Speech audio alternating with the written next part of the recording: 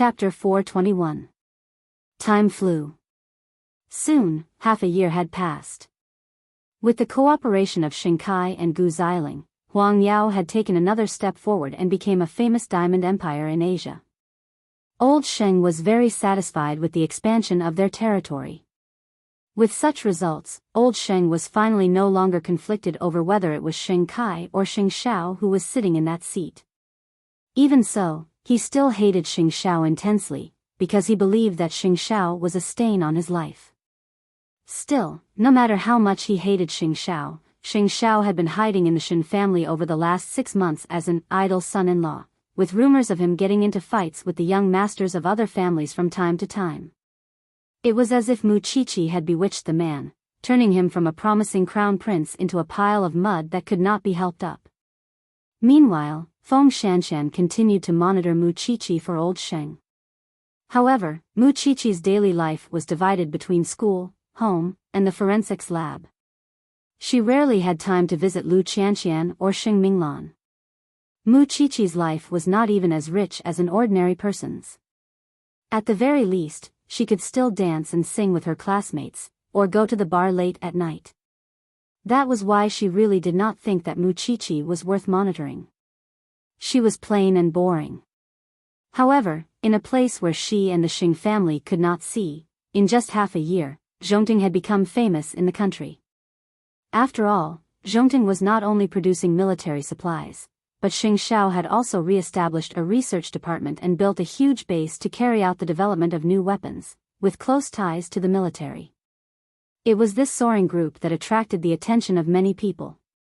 However, no one knew who the person in charge of Zhongting was. In the last 6 months, Mu Qiqi had visited the base he was so proud of with Xing Shao many times, accompanied him on expeditions around the world, and befriended many important people. Recently, the two of them had gone to Norway to see the laser. But only the Shen family knew about this.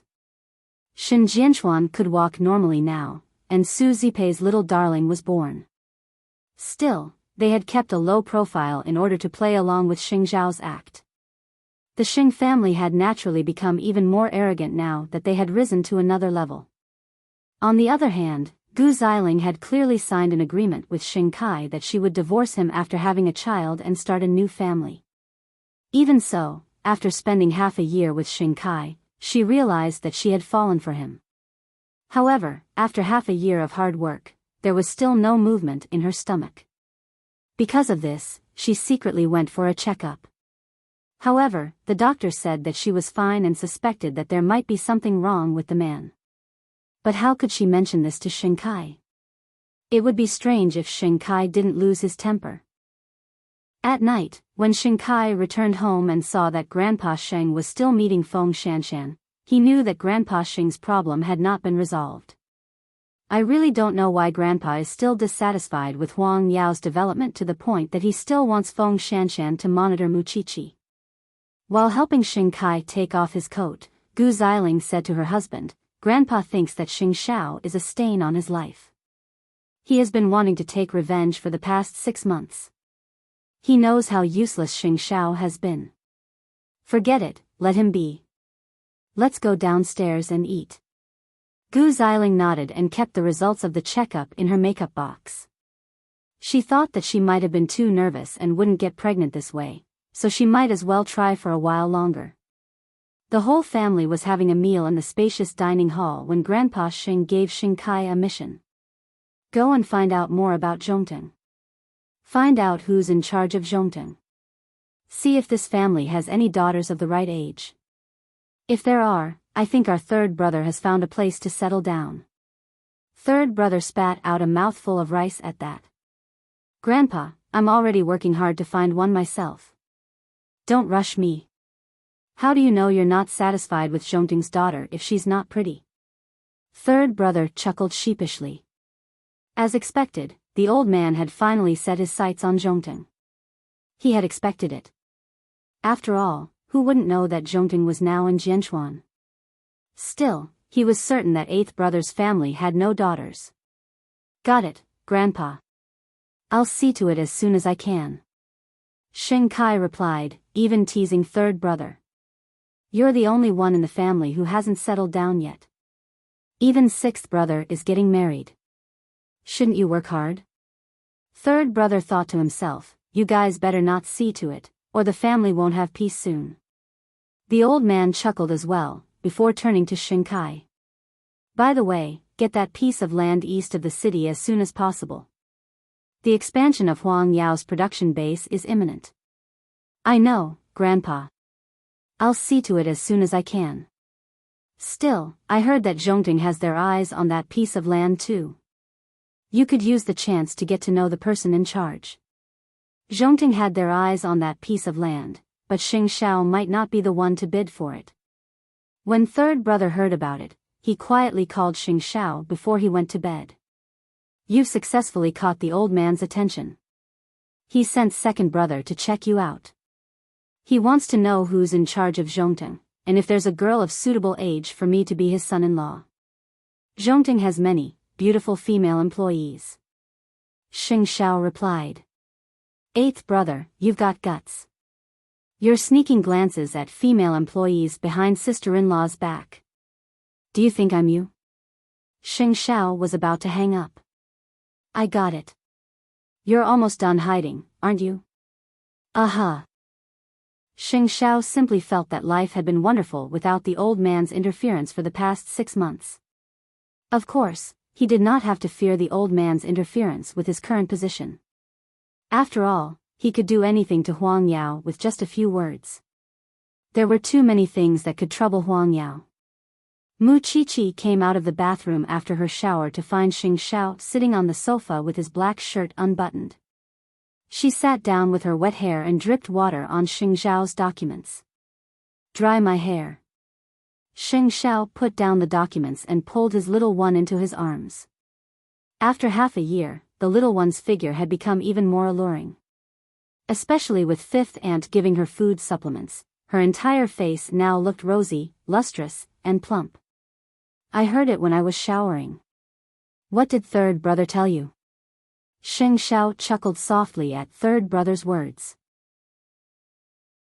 Chapter 422. The Xing family wants to know if we have an unmarried daughter of suitable age, so that they can marry third brother to us. Heh. Mu Qiqi glared at Xing Xiao in disdain. Wouldn't the Xing family always try to curry favor with any major family? Isn't the Su family and the Gu family enough? The problem is, my daughter is already taken. Wait, where would we get a daughter? Mu Qiqi was puzzled. Xing Xiao straightened Mu Qiqi's body and took out the hairdryer from the bathroom before answering her unhurriedly. Who else would I spoil other than you? Blah. Mu Qiqi hugged Xing Xiao's arm and bit the back of his hand. You're the respected CEO now, and the Xing family is coming to fawn over you. But Xiao Xiao, I think our life is good now, and I don't want to have too much to do with the Xing family. That's right. There are plenty of people who want to fawn over me. What's the Xing family? Second brother wanted to investigate him? Wasn't that just asking to be humiliated?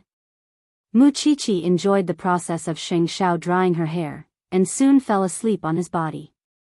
Xing Xiao was used to it, and simply put down the hairdryer and changed his posture to hug Mu Qiqi before picking up the documents again, completely unconcerned that Mu Qiqi had wet a corner of the important document. Hence, the two of them became increasingly lovey-dovey. If it had been a year or two ago, Mama Sheng would never have believed that the person who doted on Mu Qiqi so much was her son. Now that Papa Sheng was in Zhongting and holding an important position, he had achieved something and regained his former confidence. He had to thank his son and Xiao Qi for all that, which was why he did his best to fulfill his promise to his family. Whenever he saw something good, he would buy it for his wife. Of course, he would also buy it for his daughter-in-law. At breakfast the next day, Xing Xiao told his parents about third brother's phone call yesterday. Mama Xing snorted coldly, folding her arms. I'm still fuming over Jing Ting's fire. Moreover, the Xing family has been belittling my son on various occasions over the last 6 months, and now they want to fawn over me? Isn't that just wishful thinking? How ironic when you think about it. Xing Xiao did not say anything, and simply watched her eat her breakfast. When Mama Xing saw that Xing Xiao was not moving, she asked, "When do you plan to reveal your identity?" "At the right time, at the right place."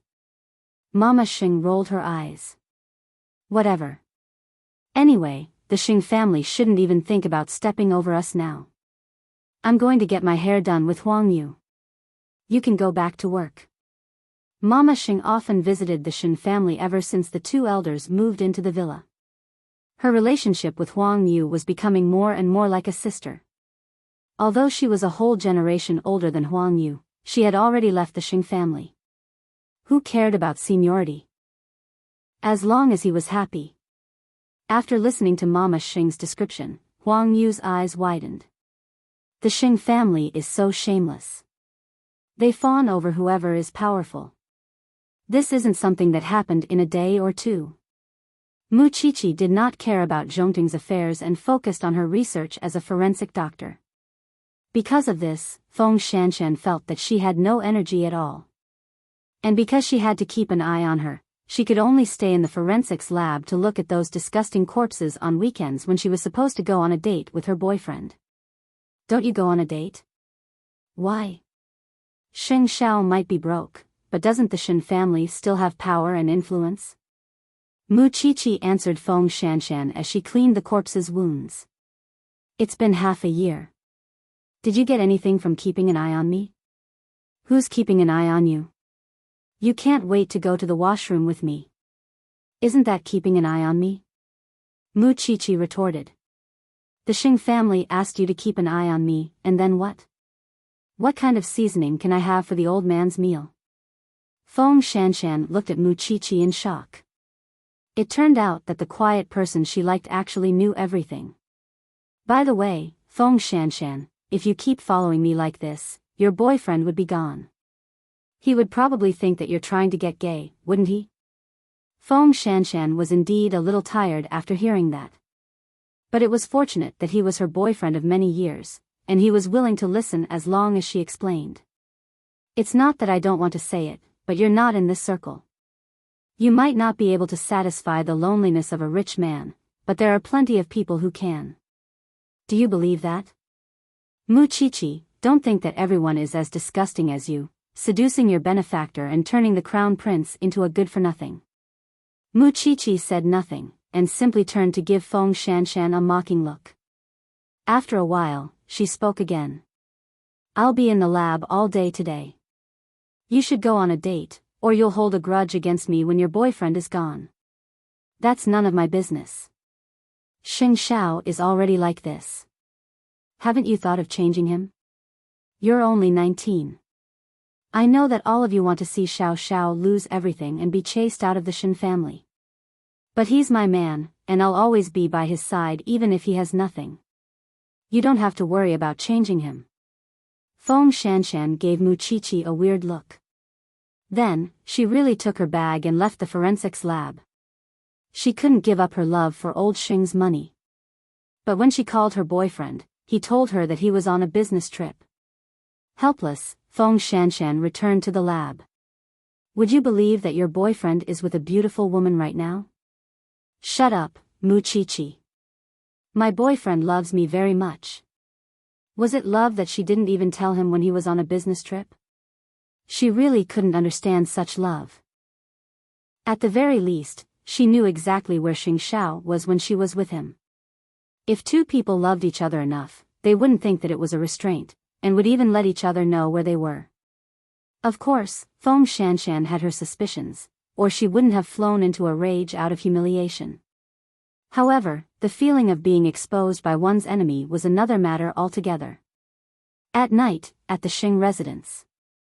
Before Xing Kai returned home, old Xing called Gu Xiling into his study and asked her when she was going to have a child. "Grandfather, Xing Kai and I have been preparing for a baby, but nothing happened in the last 6 months." Gu Xiling told the old man honestly.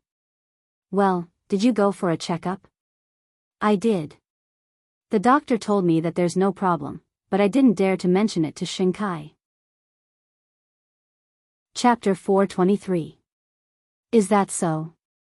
Old Xing looked at the walking stick in his hand and told Gu Xiling, "Maybe it's not the right time yet." Just wait a little longer. After all, who would want to admit that their grandson had a problem in that area? Although Gu Xiling thought so too, there was still a knot in her heart. After being married to Xingkai for half a year, they had been so close to each other that she almost got carried away. I know, grandfather. But if she still could not get pregnant, she still had to think of a way to get Xingkai to the hospital for a checkup. A few days later, at the land auction, everyone was discussing that they would be able to see someone from Zhongting today. Xingkai was naturally looking forward to it from his seat. Moments later, Su Che and another deputy CEO of Zhongting entered the main hall of the auction. At that moment, many people in charge deliberately turned to look at the person in charge of Zhongting. After all, the company was too mysterious. Su Che's baby face looked very young, which shocked everyone present. To be able to strengthen Zhongting to such a terrifying extent in such a short period of time, could it be this young man? No one knew the answer. And among them, Xingkai was the most puzzled. Because he remembered Su Che. He had thought that Su Che was a bartender when he sent third brother home, but he turned out to be someone from Zhongting. Could third brother know someone from Zhongting? Soon, the bidding began. The piece of land in the east of the city was priced at 1.3 billion. Many of the big shots present also scrambled to raise their cards. However, most of them raised their bids in the millions. Even when it came to Huang Yao and Xingkai's land, he only raised it by 100 million. But when it came to Zhongting's bidding, Su Che raised 2.6 billion. Everyone was shocked. Many big shots also felt that the land was still desolate and not worth such a high price, so they all gave up. However, Xingkai continued to follow up because Huang Yao was determined to get that land, 3 billion. 4 billion. 5 billion. Xingkai continued to bid 6 billion. Su Che's cool voice rang in the hall. 5 billion. This time, Su Che did not follow up. 5 billion going once. 5 billion going twice. With that final blow, Huang Yao successfully acquired that piece of land. However, he still felt that Su Che was deliberately inflating the price of the land. Everyone thought that Xingkai was crazy. The land that was originally worth 1.3 billion yuan had been forcibly raised to the current sky-high price. At the same time, they were also curious about Zhongting's net worth. How could they so easily bid a land price of 6 billion yuan? After the auction ended, everyone left. At this time, Xingkai walked up to Su Che and asked, "We met last time. You sent third brother home." "Really? But I don't know your third son." "I just met him at the bar and gave him a ride," Su Che replied. "Are you really the person in charge of Zhongting?" "My family doesn't have any daughters or sons of marriageable age. I'm afraid I'll have to disappoint you, Chief Sheng." Su Che hit the nail on the head and walked around Xingkai to leave the venue. But Xingkai was stunned. How could Su Che be so clear about the Xing family's intentions? Zhongting was truly mysterious. Having completed his mission, Su Che returned to Zhongting to report. Xing Xiao was delighted to learn that Huang Yao had spent 5 billion yuan. They've really expanded their business in Asia. Now they're showing off their wealth. 5 billion shouldn't be much for Huang Yao, Yi Futian said. 5 billion is certainly nothing, but it's not worth it for that piece of land. Now, I've settled the score with the Xing family for burning down Jingting. Su Che was puzzled at that. Didn't Miss Chi-Chi already seek justice half a year ago? That little one had caused Huang Yao's shares to fall and its market value to evaporate. In truth, it was just a virtual economy, because the money didn't really go into anyone's pocket and simply disappeared from the market. For Huang Yao, it's not a loss even if it doesn't go into their pocket. It's only when the 5 billion yuan is given away that the Xing family would feel the pain. I see. Still, Chief Sheng, can you hold that grudge for so long? I can hold it for longer, do you want to try? Su Che quickly waved him off. At the Xing residence. When old Xing learned that Xing Kai had spent 6.5 billion yuan to buy a piece of land, he was almost overcome with rage. Still, Xing Kai had his own excuse, and was very good at diverting the old man's attention. Zhongteng is deliberately provoking us, trying to suppress Huang Yao's momentum. Grandpa, I can't let Zhongteng's conspiracy succeed. Although we did spend 6.5 billion to buy the land, in the eyes of others, no one can shake our position in Jianchuan. Did you see the person in charge of Zhongteng? The old man turned his attention to the mysterious Zhongteng as expected. I saw a young man, but I suspect he's not the real person in charge. Investigate this matter thoroughly. Don't waste your money for nothing. You wouldn't even know you're being toyed with. Don't worry, grandfather. As long as Xing Kai successfully shifted the problem to his face and Huang Yao's honor, the old man would definitely admit defeat. Over the last 6 months, he had become well versed in how to deal with the old man, and would no longer fight him head-on like before. Still, the people in the industry could tell at once that Zhongteng had set a trap for Huang Yao. Huang Yao had thought how domineering it was to win the land. In the eyes of others, it was rich and arrogant, a fool with too much money.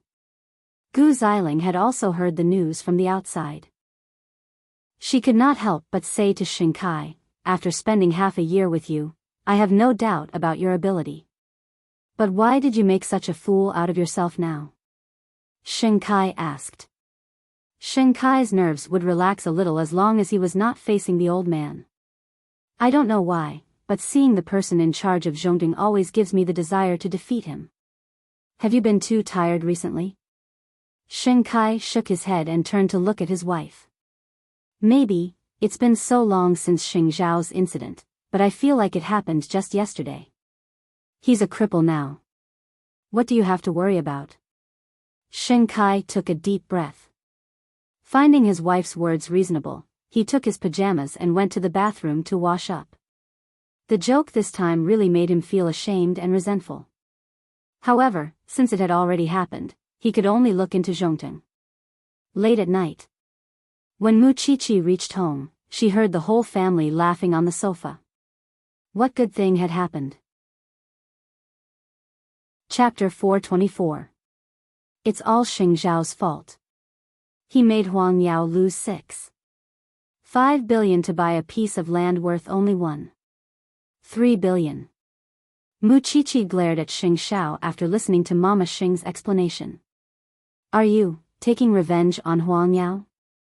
There's nothing wrong with a business competition. How is it revenge? Xing Xiao answered innocently. However, Mu Qiqi had a feeling that her man did it on purpose. Why are you back so late today? Another tough case. Mu Qiqi said to Xing Xiao and got up from the sofa. I'm going to wash up. Go to bed early, Dad and Mom. Go ahead. Papa Xing said cheerfully to Mu Qiqi. Ever since they left the Xing family, Papa Xing was more and more satisfied with his daughter-in-law. Before this, he thought that she was young and their family did not live together. That was why he thought that she had bewitched Xing Xiao and misunderstood her a lot. But after living together, he realized that this girl was not pretentious at all. She was sensible and smart. She would think about her family. Most importantly, she was protective. It was no wonder that his son would fall for her completely. You've seen enough. Let's go back to our room and rest. Son, you're almost ready. Xing Xiao watched his parents go back to their room. Then, he picked up the documents and continued reading. Indeed, it was time. Wasn't there a big shot who proposed to hold a top business gathering in Jianchuan? It seemed that it was this month. After taking a shower, Mu Qiqi went downstairs to welcome her man. But just as she sat on his lap, her phone rang. Mu Qiqi looked at the caller ID and knew that it must be another murder case. Another body was found in the sewers. Come and help, Qiqi. Mu Qiqi hung up and looked at Xing Xiao helplessly. Xiao, I might have to work overtime. It's raining outside, Xing Xiao said to her, glancing out of the window. It's more likely for murders to happen on rainy days. Mu Qiqi got down from his lap and went upstairs to change her clothes. At that moment, Xing Xiao stood up and said, I'll send you there, but you still have work to deal with, it's the same in the car. Having said that, Xing Xiao picked up the car key and pulled Mu Qiqi into his arms. If you go out in the middle of the night again, I'll spank your butt. Xiao Xiao, do you know that there have been 2 cases of female swine in the city? Their hands and feet were chopped off, and they died so miserably in the sewers. In this world, only we can avenge them. Since the little thing had said so, what else could he say? His usual domineering attitude was useless at this moment. What if I ask you to go out to the field when I'm sick? Tisk, of course I'll take care of you first before I go out. After all, there are people over there. Feng Shanshan is trying her best to make a contribution.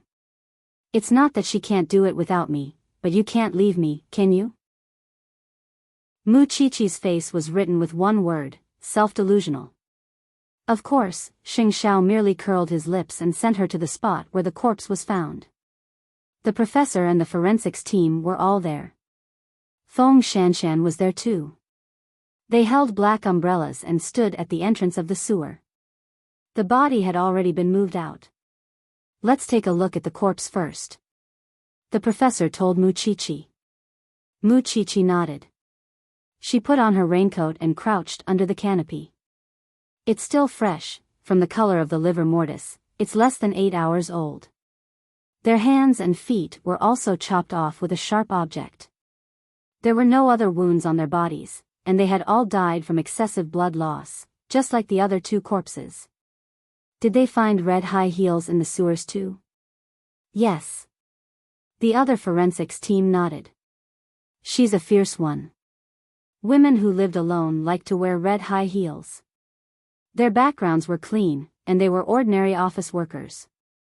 They had no enemies, did not flirt with anyone, and had normal social relations. She must have a fetish or a gender identity disorder. She targeted women between the ages of 23 to 27, and from the wounds on the corpses, she was shockingly strong. The problem is, the police have investigated the victims' backgrounds, but they did not find anyone unusual. Mu Qiqi thought about it. Still, we have to find something in common, something apart from the high heels. It was raining in the night, and Mu Qiqi's petite figure was standing under the canopy. Xing Xiao was shocked. The little one was not afraid at all in the face of such gruesome corpses. In the end, the cold wind was biting. Mu Qiqi yawned in the canopy. When Xing Xiao saw that, he quickly called Su Che. Go buy some hot drinks and bring them to me. The forensic doctors on duty thanked Mu Qiqi when they saw that they could still drink hot drinks in such cold weather. Feng Shanshan saw Xing Xiao's car not far away, and would be lying if she said she was not jealous. Although she did not know that Xing Xiao was now the CEO of Zhongteng, her boyfriend, who was also a man, chased her out of bed impatiently and locked the door when he heard that she was going out in the middle of the night. I used to think that forensics was cool when I was with you, but now I know how disgusting it is. Feng Shanshan did not say anything. She drove straight to the crime scene. I think we can start with the high heels. There was only one high heel in each of the 3 murders, and the other was not found in the girls' homes. I think it's still with the murderer. Feng Shanshan voiced her opinion. We can start with the high heels and see if we can find anything. I'm afraid the 4th and 5th victims' corpses would have been found by the time you're done with the high heels. Mu Qiqi retorted. Then according to you, how should we investigate? Look for the murder weapon. So far, we haven't found an accurate murder weapon. If we know what weapon it is, we can roughly determine his occupation and approximate his weight. Compared to looking for the high heels, this is more realistic. The murder weapon is the first, the professor said. Go back to the forensics lab and find the sharp object closest to the wound to test it. Feng Shanshan snorted coldly. Still, bring the high heels back for a detailed report. Do a detailed count of the brand, place of origin, date of production, and so on. Also, the rain is too heavy. You two go back first. I'll follow up with the forensics team tonight. Feng Shanshan and Mu Qiqi shared a look and brushed past each other. You're always so annoying. Same to you, the man you ruined is in the car, isn't he? Why can't he come down and greet everyone? Chapter 425. Xiao Xiao, let's go home. Before Xing Xiao drove off, he glanced at Feng Shanshan, who was taking a taxi. This woman had been bribed by old Sheng to keep an eye on Qi. He did not expect her to be so determined to keep an eye on Qi for half a year. Of course, Feng Shanshan did not stop causing trouble for Qi over the past 6 months. Such a person is not worth your time. Leave this woman to me. Mu Qiqi seemed to have seen through Xing Xiao. She knew what this man was planning. Feng Shanshan is proud, but it's also because she has real talent. It's just that her boyfriend probably can't stand her anymore. I've asked Aunt Wu to prepare the water for you again. Go home and take a good bath. Got it. Mu Qiqi nodded. Meanwhile, Feng Shanshan had just gotten a taxi and rushed all the way to her boyfriend's house. However, he would not open the door for her no matter what. Feng Shanshan sat in the living room dejectedly. She sat there for the whole night. The next morning, her boyfriend came out of his room and saw her sleeping in the living room. He kicked her awake. Don't come again. Let's break up. What did you say? Feng Shanshan sat up and asked. Did I not make myself clear enough, or is there something wrong with your ears? I said, don't come again. I've had enough of you. Every time I see you, you smell weird. I'm in contact with corpses every day. Eating with you really spoils my appetite. That's not what you said when you were chasing me. When I was chasing you, I just thought that your profession was cool. Who knew that it would be so disgusting? Moreover, my parents would not agree to us being together. Let's stop here. With that, the rich man took out a bank card from his wallet. There's 200,000 on it. Consider it your breakup fee. Take the money and get lost. Feng Shanshan found it ridiculous. So, she stood up and took the gold card. A relationship of a few years is really cheap. With that, Feng Shanshan took the gold card and left her boyfriend's villa. I said it's cheap. You don't want it. Feng Shanshan did not want it. After walking out of her ex-boyfriend's villa, she broke the card and threw it into the trash can. Although she came from an ordinary family, she believed that she had not coveted anything from her boyfriend in the past few years. Moreover, it was this man who chased after her first. However, she had nowhere else to go, so she went to the forensics lab. It was hard to tell whether Feng Shanshan was a good person or a bad person. That was why Mu Qiqi had always tolerated her surveillance. When Xing Xiao left the house the next morning, he told Mu Qiqi, come with me to a business gathering in 2 days. Okay, I'll spare some time for you, Mu Qiqi replied. She didn't know that Xing Xiao was planning to reveal his identity that very night. She didn't think too much about it, and her mind was filled with the case of the high heels woman. Soon, Mu Qiqi arrived at school.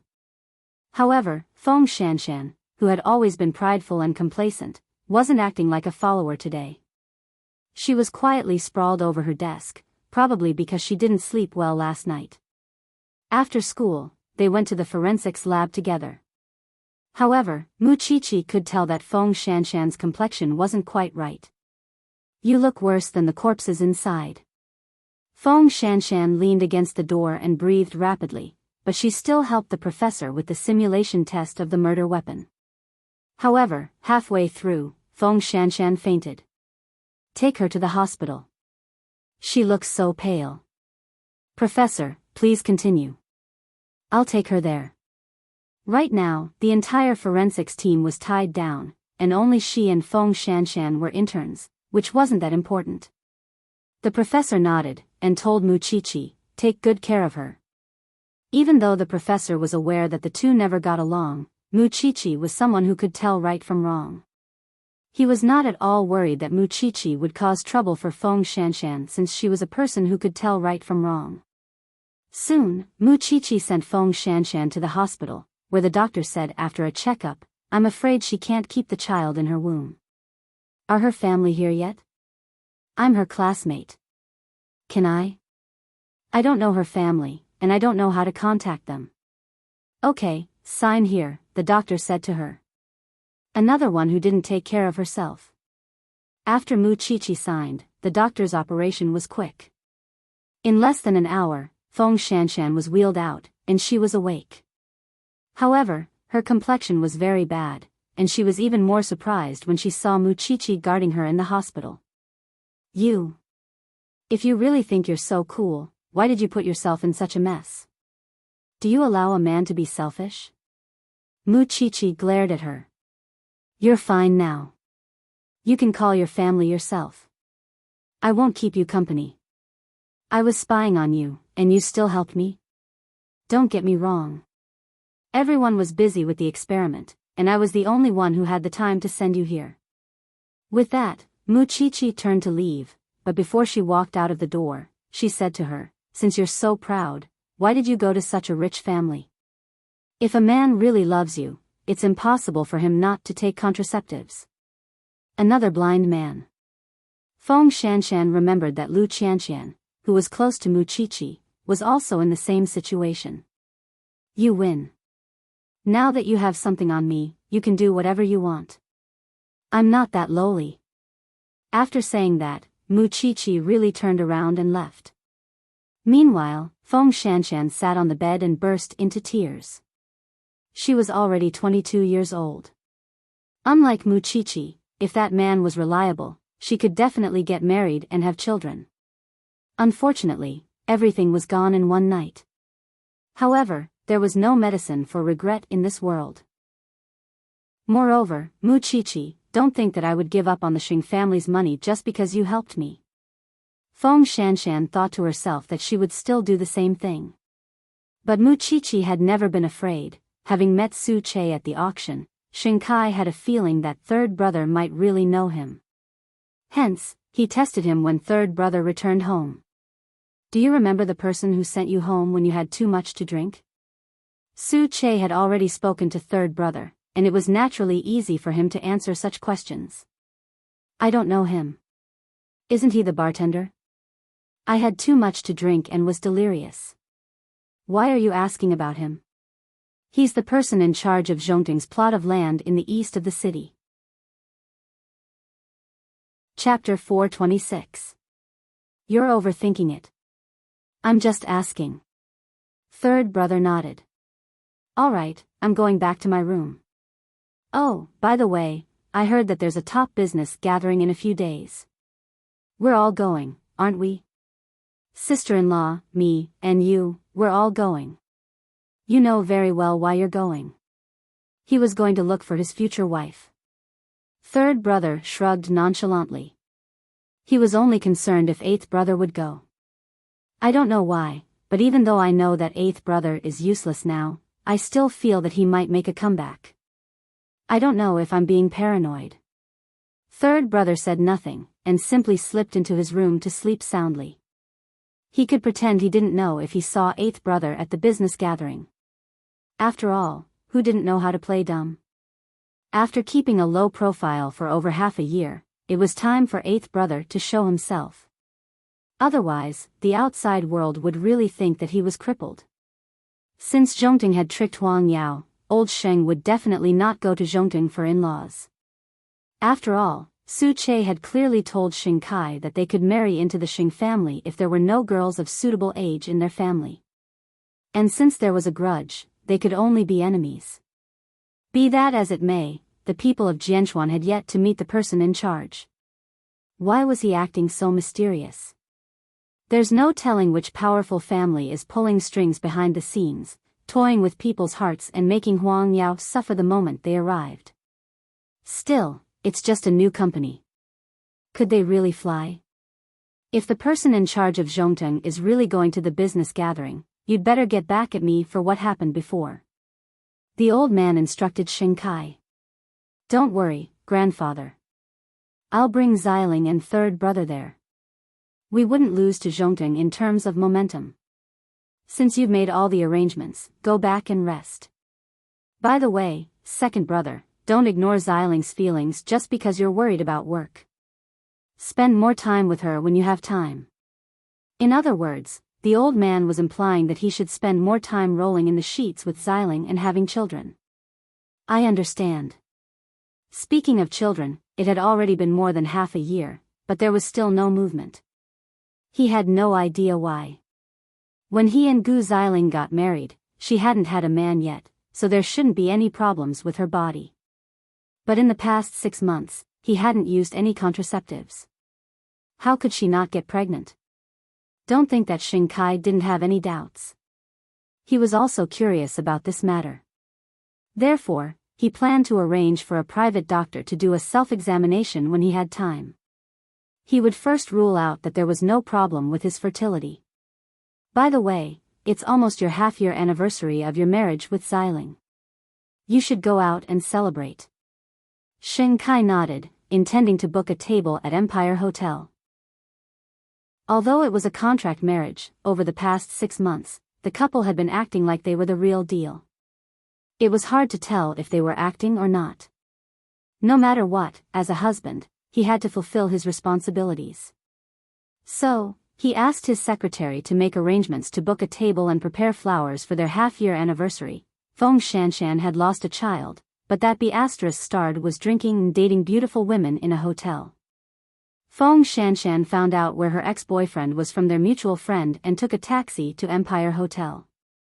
She didn't want this man, but she wanted justice for the child. So, she found the table where the man was having a meal with his new girlfriend in the restaurant.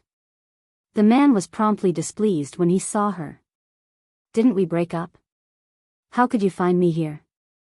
I'm here to see why a man who just dumped his ex-girlfriend 2 days ago could go on a date with a new girl as if nothing had happened. We've already broken up. What do you care? I'm not trying to care about trash like you. I just want to tell this new sister that this man never wears a condom in bed. You could get pregnant by accident and then lose it to him, just like me. The girl felt disgusted at those words and rose from the table. Sorry, I'm leaving. What do you get back by doing this? I don't want to get back anything. I just want to see you disgusted. Slap, there was a loud noise, and Feng Shanshan was slapped in public just like that. I gave you face, but you don't want it. Meanwhile, Shinkai and Gu Xiling were in the open-air restaurant. Feeling their mood affected by the commotion, they called for the hotel manager. What are the security guards doing in this hotel? I'm really sorry, Chief Sheng and Mrs. Sheng. We'll take care of it right away. With that, the hotel manager led the security guards to Feng Shanshan and the scumbag. I'm sorry, but could you please leave? You've seriously disturbed other customers. I'm your VVIP. The scumbag shouted. You just have to chase this woman out. Feng Shanshan saw Shinkai and Gu Xiling not far away. She had seen both of them when she visited the Shing family. Still, they probably wouldn't remember her. No, they wouldn't stand up for her even if they remembered her. Who did she think she was? In the end, it was Mu Chi-Chi who called. The professor is asking why you're not here yet. What time is it? I'm in Empire Hotel. I'm in a bit of trouble. For some reason, Feng Shanshan had the illusion that Mu Chi-Chi might be willing to help her. In Mu Chi-Chi's opinion, that woman loved to torment. Of course, she could understand that Feng Shanshan's current mood was exactly the same as Lu Qianshan's before. Even so, wouldn't you be digging your own grave if you went looking for trouble? Miss, please leave, my friend will be here soon. Feng Shanshan said. Feng Shanshan, this is the first time I've realized that you're so annoying and despicable. This time, Feng Shanshan didn't hold back and promptly slapped the scumbag across his face. You don't deserve to call me by my name. Shinkai and Gu Xiling were sitting nearby. Unable to hold back at the commotion, he turned to the hotel manager and said, "Aren't you going to ask someone like that to leave? She's affecting my anniversary with my wife. Miss, please." Hence, Feng Shanshan was escorted out of Empire Hotel by the security guards. Still, it was here that Feng Shanshan saw the disgusting faces of the Xing family. Over the last 6 months, she had been watching over Mu Qiqi on old Xing's behalf. Although she didn't expect Xing Kai to put in a word for her, it was quite cold-blooded for him to stand by and watch. Chapter 427. When Mu Qiqi arrived at Empire Hotel, she found Feng Shanshan crouching at the entrance, with the hotel security standing beside her. Mu Qiqi walked up to her in disappointment. "You're my enemy. Shouldn't you at least have the self-awareness of being my enemy?" Feng Shanshan looked up, her face streaked with tears. All she felt was that she was ridiculous, pathetic, and trampled upon. "Now, I finally understand the benefits of being rich. Don't tell me you're even more perverted after being provoked?" Mu Qiqi pulled her up from the stairs. If a person wants to be respected, money is secondary. First, you have to think highly of yourself. Having a rich boyfriend would certainly satisfy your vanity, but don't forget that rich young masters are not to be trifled with. Don't you regret ruining the crown prince? Why should I? Mu Qiqi was so angry that she almost laughed. Although I don't want to admit it, your ability is indeed extraordinary. With these, you can also reap a good life. Why must you go to a fancy trash can to find a man? I didn't expect that I have such a high opinion of you. Hurry up and clean up your ugly face. Report to the forensics lab. Mu Qiqi did not want to waste any more time on Feng Shanshan. However, that scumbag of a boyfriend had just stepped out of the hotel. When they saw each other, they hurriedly approached. "You slut, you haven't left yet." "Great." Helpless, Mu Qiqi went up to him and pushed him away. "I know you don't care that Feng Shanshan had a child in her, but you should do some good for yourself." The scumbag laughed when he saw that it was Mu Qiqi. "And here I was wondering who it was. I didn't expect it to be the bride, Mu Qiqi." "What? You ruined the crown prince, and now you want to drag another man down with you? Are you sure you want to fight me head-on with your meager assets?" Mu Qiqi asked in return. "Who knows, you might end up worse than Feng Shanshan tomorrow." Considering her identity as a member of the Shen family, the scumbag did not dare to spout nonsense.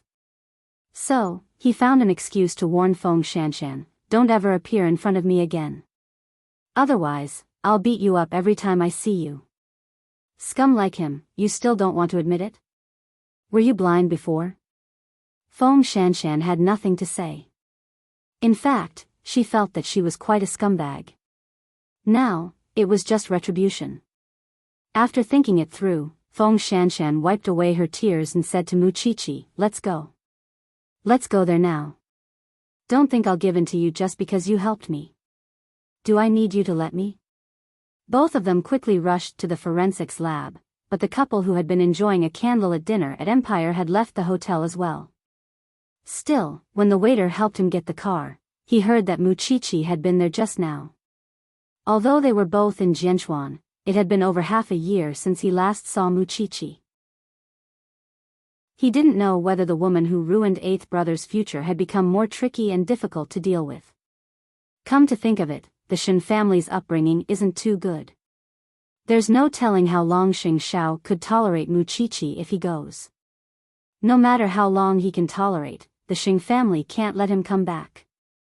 Xing Kai told his wife coldly. His mood had changed the most over the last 6 months. Xing Xiao did not want anything back then. He just wanted Mu Qiqi alone, leaving behind the huge business of Huang Yao. He had gone through so much to bring Huang Yao to a higher level, and he would never be so generous as to hand over his fruits of labor. Moreover, he liked the feeling of dominating others. Still, the girl who caused trouble just now was hired by Grandpa. Aren't we being a little unreasonable for not saying a word for her? Gu Xiling was still keeping the matter in mind. Still, she wasn't really concerned about Feng Shanshan. She simply wanted to test Xing Kai and see if he was paying attention to that girl. Xing Kai shook his head and opened the car door for Gu Xiling. She's hired by Grandpa. What does it have to do with us? Gu Xiling was only satisfied then. Little did she know that she had almost knelt for Feng Shanshan later. Feng Shanshan's love and hate were both strong, and she naturally held a grudge against Xing Kai and his wife. As for Mu Qiqi, she felt that she and Mu Qiqi were very much alike now.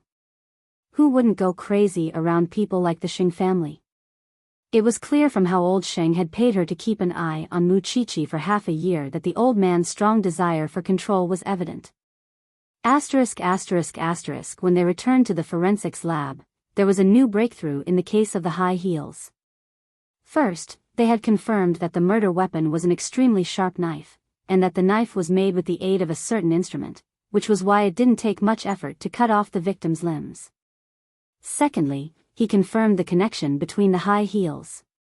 All three girls had bought them from the same online store. With this information, they could lock onto the next shoe buyer and ensure their safety. Both Mu Qiqi and Feng Shanshan breathed a sigh of relief when they had a clue. At the very least, there would always be good things happening, and not everything would be so terrible. Unwittingly, it was late into the night. When Mu Qiqi was about to leave, Feng Shanshan suddenly told her, "Do you know why I was chased out of the hotel?" Mu Qiqi frowned. Because the current crown prince of the Xing family and his new wife were celebrating their 6-month anniversary up there, and he said that I was disturbing them. So? The Xing family is really annoying. Mu Qiqi sneered and returned home. She felt much more relaxed now that there was a clue to the case. Still, she was a little tired after so many things had happened today. Come to think of it, Feng Shanshan is really an idiot. She knew that going to that scumbag was overestimating herself, and yet she still went for it. Perhaps she wanted to die with him? Xing Xiao smiled softly. Blah. That scumbag wouldn't be hurt even if she blew herself up 10 times. Mu Qiqi retorted. That's why a girl has to be clear about people. And did you know, Xiao Xiao? Second brother has really changed a lot. He's so powerful now. I've never doubted his ability, but he's never been a strong-willed person. That was why Xing Xiao trusted third brother more than Xing Kai. And as it turned out, he had the right eye. Chapter 428. That's why I'm bringing you to the business gathering in a few days. I know, Xiao Xiao. But, can't you make that scumbag Feng Shanshan pay the price first? He provoked me today. He said that I ruined you. Mu Qiqi was angry at the thought. Duan Xiao and was punished because Lu Qianqian was born into a rich family and could suppress the Duan family. But now, Feng Shanshan was really worrying. Her IQ and EQ were worrying. In any case, she was popular in school. But what use was that? Since when did you get so close to Feng Shanshan? I have a feeling that we could use Feng Shanshan in the end to send the wrong message to that old man of the Xing family. Xing Xiao did not believe her nonsense. But he would definitely avenge Mu Qiqi.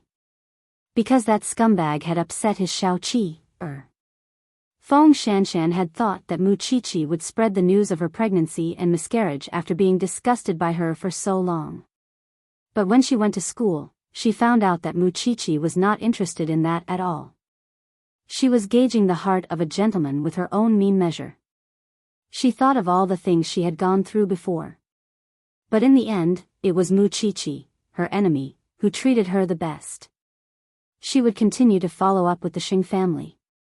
She had been monitoring Mu Qiqi for so long, and she did not think that she should give up on the old man's money.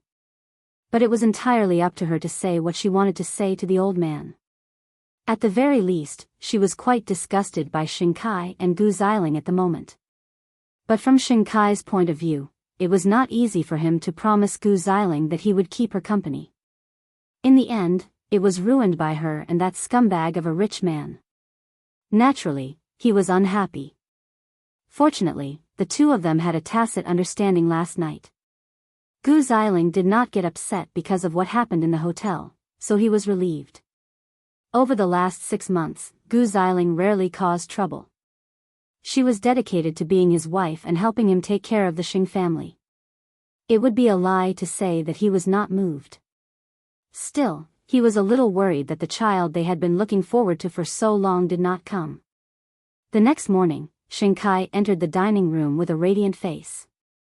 Seeing the old man sipping tea at the head of the table, he said, "Grandfather, Xiling and I saw the girl you often see at Empire Hotel yesterday. It seems that she broke up with her boyfriend, and her character is really bad. Are you sure she's reliable?" Grandpa Xing looked up at Xing Kai and said coldly, "What does it have to do with you? You just take care of your Huang Yao. You don't have to worry about this girl's character. It's fine as long as she is Mu Qiqi's enemy." Xing Kai nodded. "That's true. Go home early and spend more time with Xiling." Wasn't the old man urging them to hurry up and have children? "Yes, Grandpa. Still, you've had that girl keep an eye on Mu Qiqi for so long." "Is there any news from Xing Xiao?" As soon as the old man heard the words eighth brother, anger immediately appeared on his face. After all, whether it was Xing Xiao or eighth brother, their names were taboo to the Xing family. Xing Kai didn't dare to ask more questions, so he quietly ate his breakfast. Later, third brother came downstairs, looking a little dazed. "See if there are any suitable girls at the business gathering in 2 days. You're not young anymore, and you're still single. Don't you think it's embarrassing? Not marrying Zhongteng?" Third brother asked mockingly. "Why would I have a grandson like you?" Third brother pursed his lips and said nothing. Ever since eighth brother left, the sharp conflict in the family had calmed considerably, mainly because third brother had a strong will to live and was good at smoothing things over. Still, he knew that it was temporary. After the business gathering, the Xing family would probably blow up again. After Feng Shanshan had a falling out with her scumbag ex-boyfriend at Empire Hotel, her ex-boyfriend had left her things at his doorstep and called her on purpose, telling her to go get them. In truth, he was trying to humiliate her. After all, Feng Shanshan was the one who had mocked him in public that day. Moreover, the little beauty he was going out with was ignoring him. Feng Shanshan was in the forensics lab when she answered the call, and found that Mu Qiqi was looking at her when she hung up. "Is eavesdropping a habit of yours? I just don't get it. Why do you have that scumbag's number in your phone?" Mu Qiqi crossed her arms and shook her head. "Besides, are you really that stupid? Are you really going to be greedy for those things? I don't think those things are important, but the only photo of my parents is in my suitcase. I have to get it back." Feng Shanshan replied. "He wouldn't be so kind as to let you get it. If it were me, I would just throw it away.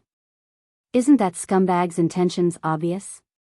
It's none of your business." With those words, Feng Shanshan took off her white coat and left the forensics lab. Of course, Mu Qiqi wouldn't stick to the cold shoulder since Feng Shanshan had put it that way. She simply called Xing Xiao, even though she felt that it was a waste of his time. Su Che quickly received Xing Xiao's order to contact the scumbag's parents. It was easy to deal with someone like that since it was just a small company. Feng Shanshan returned the car to the scumbag and hailed a cab to his mansion. However, when the scumbag saw Feng Shanshan, he pointed at a nearby trash can and said, "Your things are in there. You want them? Go get them yourself."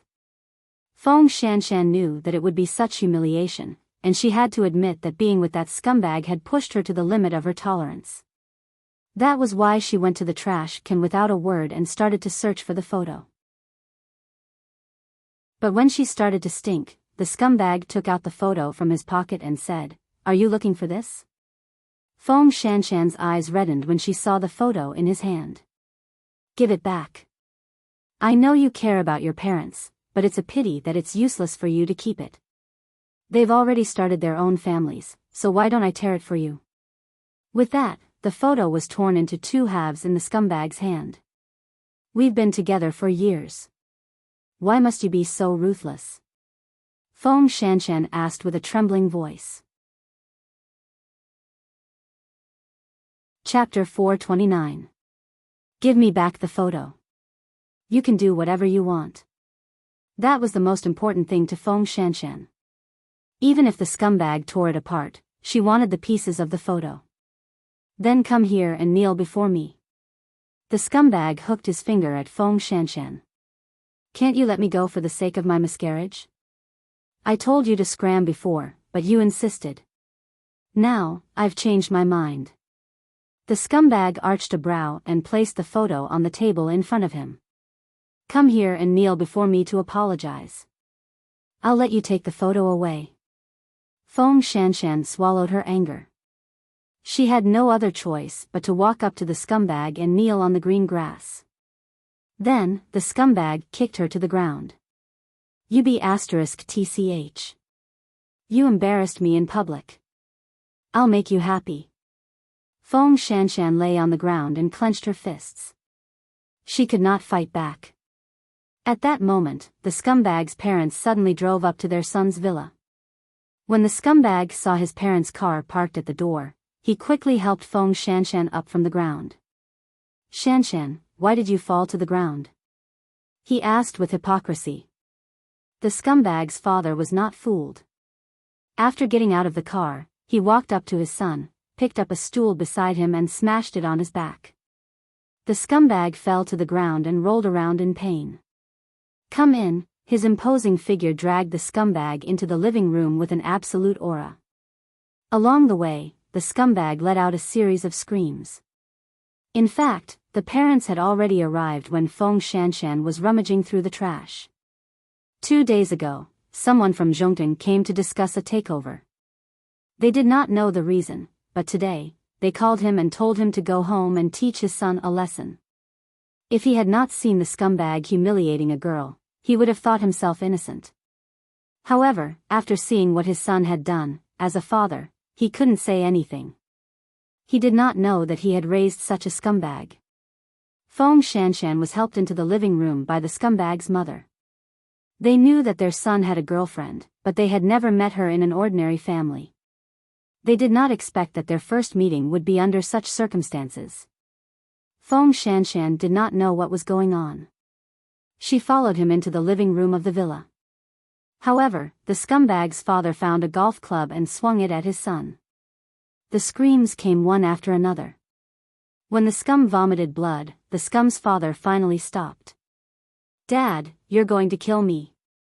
Beating you to death is considered a light punishment.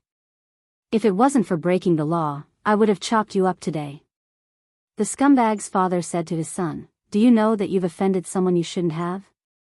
If the company goes bankrupt, not to mention you're now a rich second generation, I'm afraid you can only go to the streets and become a beggar. You still want a girl to kneel to you? Let me tell you, from today onwards, I won't give you a single cent. I want to see how you're going to continue fooling around. The scumbag lay on the ground moaning. After this beating, he would probably have to stay in the hospital for 10 days to half a month. Dad, our family is so rich. If you don't give it to me, who will you give it to? Even if I donate it, I won't give it to you. With that, the scumbag's father stood up from the sofa and walked to Feng Shanshan. I didn't know this animal was such a thing. I heard that you lost your body because of him 2 days ago. I don't have anything here, and I don't know how to compensate you. I can only express my sincerity and hope that you can live a happy life in the future. Feng Shanshan looked at the father and did not take the check. She only said, I haven't used his money in the years I've been with him, so I won't take it now. I've driven the sports car and other things, but I've returned them. I broke the card he gave me as a breakup fee and threw it away. I only want the photos of my parents. With that, Feng Shanshan turned around and planned to leave the scumbag's house. When the scumbag's father heard what Feng Shanshan said, he kicked the scumbag a few more times. I hope that when you go back, Miss Feng, you can put in a good word for me in front of the person in charge of Enchanting. I will definitely take care of my son later. Feng Shanshan did not understand what the father meant. she simply picked up the photo of her parents from the garden and left the scumbag's house. At the very least, she had seen the scumbag get beaten up with her own eyes just now, and it was a relief.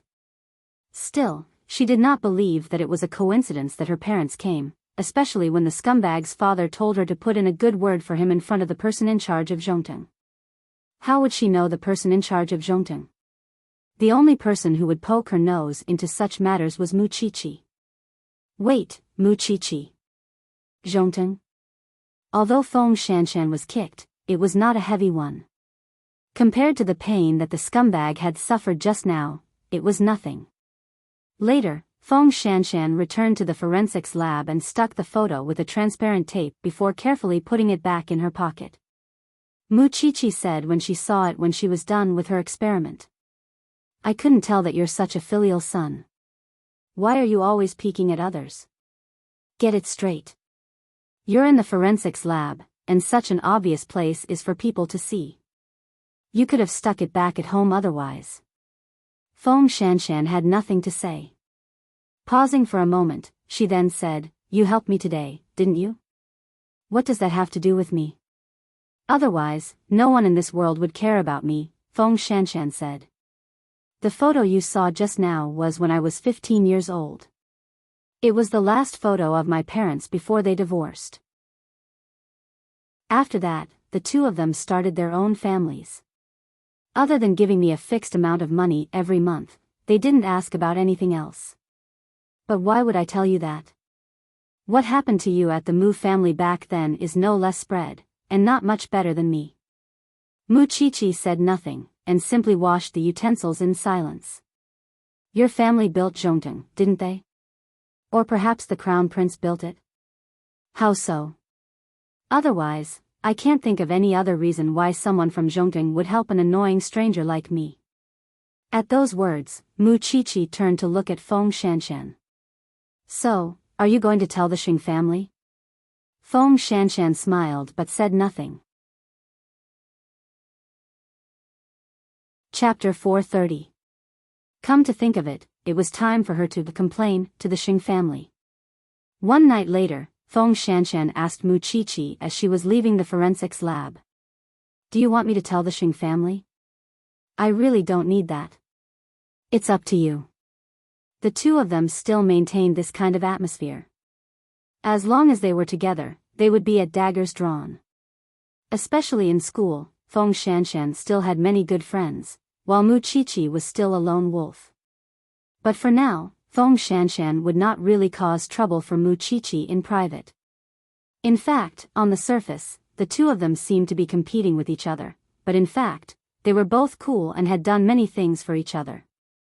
Mu Qiqi mainly treated Feng Shanshan because of the miscarriage and the scumbag. Feng Shanshan, on the other hand, blocked a lot of rumors for Mu Qiqi. Naturally, the main reason was still the Xing family. As a matter of fact, old Sheng would sometimes have Feng Shanshan come to him if he wanted to know something, and at other times, he would go to her personally. However, the matter with Mu Qiqi had become more and more boring over the last 6 months. That was why the old man had been too lazy to seek her out, and would ever come by herself, with the butler bringing her to the old man's study. It was the same on this night. Feng Shanshan followed the old butler when she arrived at the Xing residence. Along the way, she met the other members of the Xing family, including Gu Xiling. Gu Xiling recognized Feng Shanshan at once, and asked the butler, Did Grandpa bring this woman in again? Young madam, it's Grandpa's business. Servants like us shouldn't ask. Gu Xiling, dressed in a long white dress, glared at Feng Shanshan imperiously. We've met at Empire Hotel. I remember. Feng Shanshan's words held a hidden meaning. I don't understand why Grandpa would think so highly of you. Perhaps you have something special about you, but I was a little surprised when I saw you that day at the hotel. I think that you should at least maintain your basic manners as a woman, and don't cross the line again. I don't think I have to listen to your teachings, young madam. Feng Shanshan retorted stubbornly, before turning to the old butler. Let's hurry inside. Gu Xiling was stunned. It seemed to be the first time she met such a stubborn person. No, It was the second time. Muchichi was one of them. Was that why the old man valued this woman so much that she kept an eye on Muchichi? Birds of a feather really do flock together. Feng Shanshan did not take Gu Ziling's words to heart. She only had one boss, and that was Grandpa Sheng. A moment later, the two of them entered the old master's study, where the old master was practicing calligraphy. "Chairman, I'm here to report as usual." "There's nothing special, let's go back," Grandpa Sheng said. "However, you haven't seen Xing Xiao even once in such a long time?"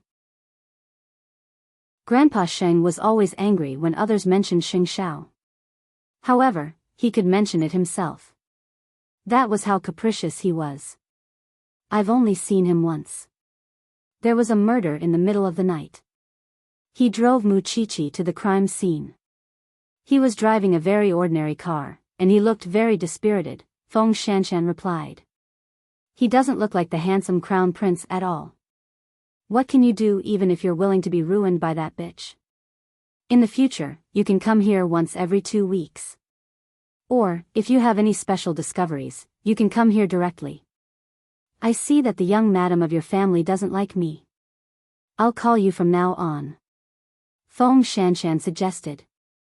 After all, the Xing family isn't a place commoners like us can just come in. The old man frowned at that, but nodded. "That works." The family was so arrogant that they considered themselves kings and emperors. And when Feng Shanshan left the Xing family's residence, the servants kept a close eye on her.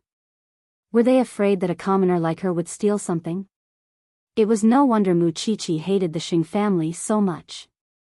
There was no normal person who wouldn't hate such a family. Their eyes were all on top of their heads. After leaving the Xing family's residence, Feng Shanshan turned to look at the huge mansion. They had a lot of money, but they were really stupid.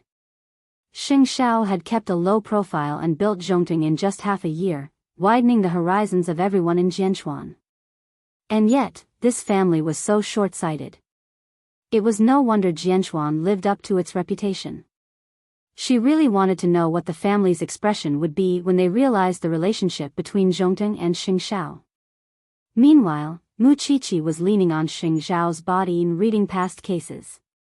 Still, when she remembered that Feng Shanshan had gone to the Xing family, she tugged at Xing Xiao's sleeve and asked, "Do you think Feng Shanshan would tell the Xing family about your relationship with Zhongting? Don't you know the answer in your heart?" Xing Xiao glared at her. "Do you really need me to praise your wisdom and decisiveness?" Muchichi laughed and wrapped her arms around Xing Xiao's neck. "I heard that Feng Shanshan's ex-boyfriend was sent to the hospital after being beaten up by his own father. Su Che is so reassuring. You've vented your anger?" "Of course I've vented my anger with my husband, it feels good." Xing Xiao pressed down on Muchichi's head to stop her from moving around. This little one was getting better and better at flattering people. He wondered if there would come a day when she would climb onto his head and pee on it. "So, when is the business gathering?" "In 2 days. Xing Xiao replied. "I'm getting a little excited just thinking about it." Muchichi chuckled. On the next day, Muchichi and Feng Shanshan ran into each other in school. The professor called them to inform them that the case of the high heels corpse had been solved. Both of them shared a look, but neither said a word. No one could understand this kind of love-hate relationship. It turned out that the culprit was the lover of the shoe shop owner. She would wear those heels every time they went on a date, which left a deep mark in his heart. Later, when he found out that the woman was wearing red heels with someone else, he killed her in a fit of impulse, chopping off her limbs and throwing her into the sewers. From then on, he hated anyone who bought these red high heels. That was why he pretended to be the man's lover and continued selling shoes online. He would get the address of anyone who bought those red heels, and kill them to vent his anger. To experience that pleasure, he even built a machine with his own hands that could instantly remove the limbs of a corpse. Chapter 431. The top business gathering would be held in the Grand Houston Square in a day's time. On that day, the representative of Zhongting would really be there. This time, it was not a fake news. But before that, Xingkai took the time to do a physical checkup. Once the results were out, his personal doctor immediately called him and asked him to make time to see the doctor. Xingkai did not tell Gu Xiling about it. It was a man's pride anyway. So, his personal doctor was personally invited to his office by his assistant and brought his checkup report. "Chief Sheng, I'm afraid you need to go to the hospital for a more comprehensive checkup," the doctor suggested as he placed his examination report on the table. "I suspect that you have immune infertility." Xingkai's expression changed when he heard that. "Explain clearly." The doctor took some time to explain to Xingkai the cause of immune infertility and the consequences of it. "But there is no big problem in that aspect of my life. There may be a hereditary history," the doctor explained. "Can it be treated?" "Of course, but I need your cooperation." Xingkai could cooperate, but he did not want anyone to know that he could not have a child, especially Gu Xiling. It was a man's pride. "I can cooperate, but I must make sure that no one else knows." With his current physical condition, it was almost impossible to get Gu Xiling pregnant. So, that night, even when Gu Xiling took the initiative to invite him, he did not have the intention. Instead, he was in a state of alertness and irritation. What's wrong? Gu Xiling had never seen him like this. "I'm just too tired from work." "It's nothing. Go to sleep," Xingkai explained and comforted Gu Xiling. Gu Xiling thought that he was under too much pressure, so she didn't ask much and quickly fell asleep. However, Xingkai couldn't fall asleep no matter how hard he tried. He could not even give Gu Xiling a child. If this matter were to spread, his reputation as the CEO of Huang Niao and the head of the Xing family would be ruined. He would become a laughing stock. After all, not many men could endure such humiliation. The next day, Xing Xiao went to the Shen family before heading to Zhongting. After all, Shen Jianchuan was the one who made him who he was, which was why in his heart, Shen Jianchuan was his father just like Papa Sheng. The reason why he went to the Shen family was to ask Shen Jianchuan if he wanted to attend the business gathering that night. Shen Jianchuan knew that he had already decided to reveal his identity.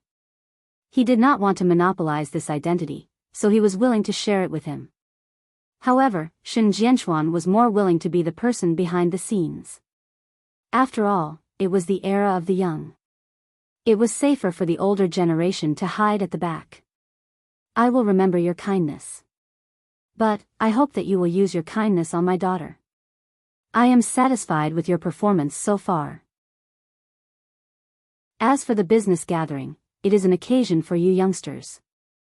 I will stay at home and fish with the old man."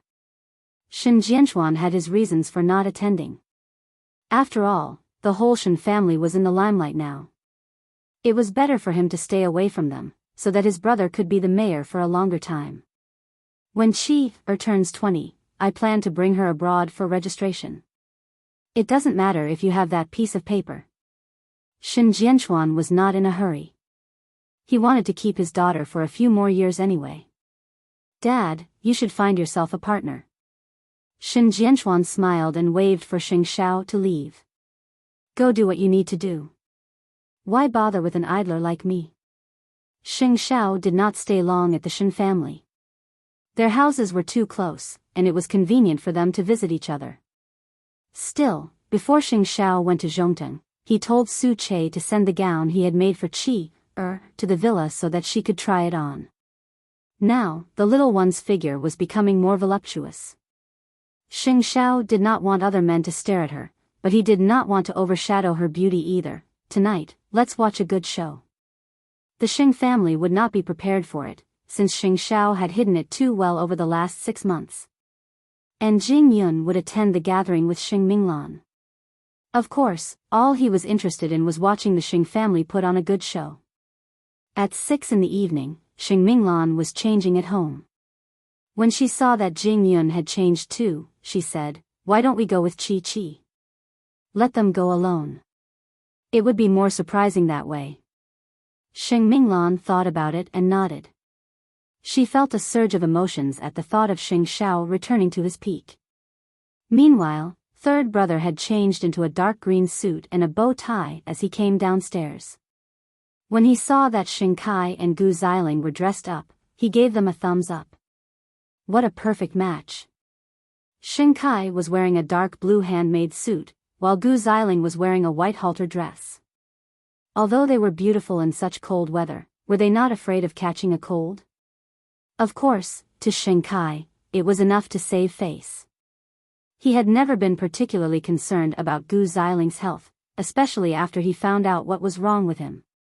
He was even more afraid to talk about health. Hence, the trio got into the Lincoln Stretch limousine. Meanwhile, third brother was tidying his sleeves along the way, and could not help mocking himself. I'm still lacking a woman. Having a lady from a good family like sister-in-law for a wife is such a relief. Grandpa is asking you to go so that you can find someone who understands you. Gu Xiling quickly said. We'll meet the person in charge of Zhongting soon. I really want to know who the person who made me pay 6.5 billion is. Third brother pretended not to understand, and pretended to be a depressed youth as he looked out the window. Otherwise, he would have laughed out loud. It was not that he had anything against Huang Yao or second brother, but eighth brother's brain had been specially made by God. Anyone who dared to compete with him in the business world would only be asking for humiliation. He just hoped that second brother would not have a heart attack from his anger tonight. Since he was the CEO of Huang Yao, the trio were invited to the main hall when they arrived. There were no less than 100 guests in the hall that resembled a heavenly palace. Third brother searched everywhere for Xing Xiao, but he did not seem to have arrived. If that was the case, he could get to know the little beauty who was already there. Chapter 432. Over the last 6 months, few have seen his true face. Could he be so ugly that he doesn't dare to show his face? We're all businessmen of Jianchuan. Why would he be afraid to show his face? Didn't he make the people of Huang Yao suffer in silence just days ago? Everyone in the venue was speculating about the CEO of Zhongting. It was clear how mysterious he was, and how much they wanted to scratch their hearts. But the more it was so, the more Xing Xiao planned to arrive late. Wouldn't everyone's eyes be on him then? Soon, a Rolls-Royce Phantom stopped at the entrance of the venue. Xing Xiao was dressed in a vintage flaxen suit, and led Mu Qiqi, who was wearing a starry sky dress, into the venue. Am I seeing things? Why do I see Xing Xiao coming in? I think I see him too. Is Xing Xiao here? The man who had shaken the world half a year ago was rumored to have been utterly ruined by a woman. Why would he be here at such a grand business gathering today? Moreover, looking at his appearance, he looked so heroic and vigorous. Where did he look like he was defeated? Everyone in the venue watched as Xing Xiao led Mu Qiqi and Su Che into the venue. Of course, the esteemed guests did not seem to have connected Xing Xiao with Zhongting, and were therefore very puzzled by his arrival. Only the bigwigs who worked with Xing Xiao quickly came up and shook his hand. Chief Sheng, we welcome you. Yeah. I thought you wouldn't come to a gathering like this since you're so busy every day. Xing Xiao smiled in return, and turned to Xing Kai nearby. Wait, what's going on? Isn't the Crown Prince of Huang Yao second young master Xing Kai now? Don't talk nonsense. Chief Xing coming to the gathering has nothing to do with Huang Yao, because he's now the CEO of Zhongting. A friend who was close to Xing Xiao explained for him. With his explanation, everyone came to a sudden realization. So he's the CEO of Zhongting. Oh my God, this means that he has been developing the military industry for the past 6 months. It's not like what the rumors say, that his future was ruined by a woman. Now, all the guests were shocked. The former crown prince of Huang Yao, whom they thought would never rise again in this lifetime, had developed an impressive military enterprise in just half a year. Xing Xiao had thought that there was nothing left after he left Huang Yao. In the end, he became the CEO of Zhongting. This was probably the most powerful slap in the face in the world, right? Listening to the shocked voices of the guests, one could tell how much Xing Shao had shocked them. Not far away, Xing Kai was in disbelief too. Grandpa had sent someone to keep an eye on Muqiqi. Everyone in the Shen family had said that Xing Shao was a poor son-in-law. But who would have thought that? This person actually managed to pull the wool over everyone's eyes. Actually, he had long been full of ambition and was already plotting something else. No. Xing Kai felt humiliated because it meant that Xing Shao did not care for Huang Yao at all. That was why he left the Xing family in such a manner, and established Zhongting in just half a year. This person did not just betray his family. And it was not just Xing Kai. Even Gu Xiling, who was standing beside Xing Kai, had to admit that no matter how hard Xing Kai worked, the gap between an ordinary person and a genius was clear. Everyone else would pale in comparison when they were in the same space as Xing Shao. Even though he didn't appear in such an arrogant manner, appearing quietly and normally as a person in charge, he was still so dazzling that it made others feel ashamed of their own inferiority. I really didn't expect that Xing Shao would be Xing Shao. What a shock. The guests' discussion grew louder and louder. It was only then that Jing Yun led Xing Minglan to Xing Shao.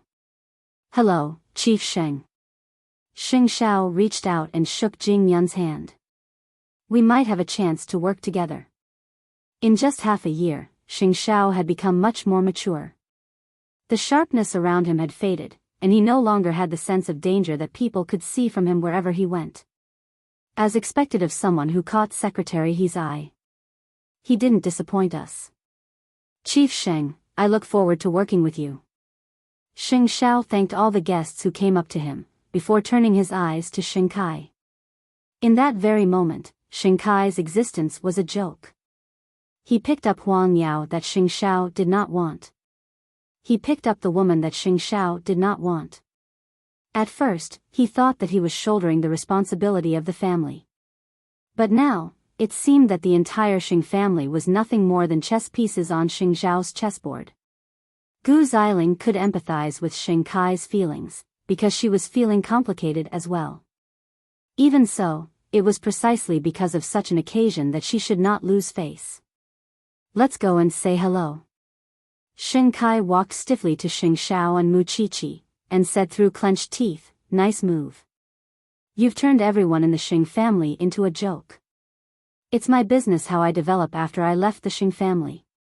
Why would I make the Xing family feel so bad now that I've become successful? Xing Shao asked in return. Now that you're the high and mighty CEO of Zhongting and all the bigwigs in Jianchuan are your friends, is there a need for you to talk to old people like us who have no power? Just a few days ago, you had your assistant humiliate me at the auction. Xing Shao, don't you think you're so great? Abandoning Huang Yao to build Zhongting?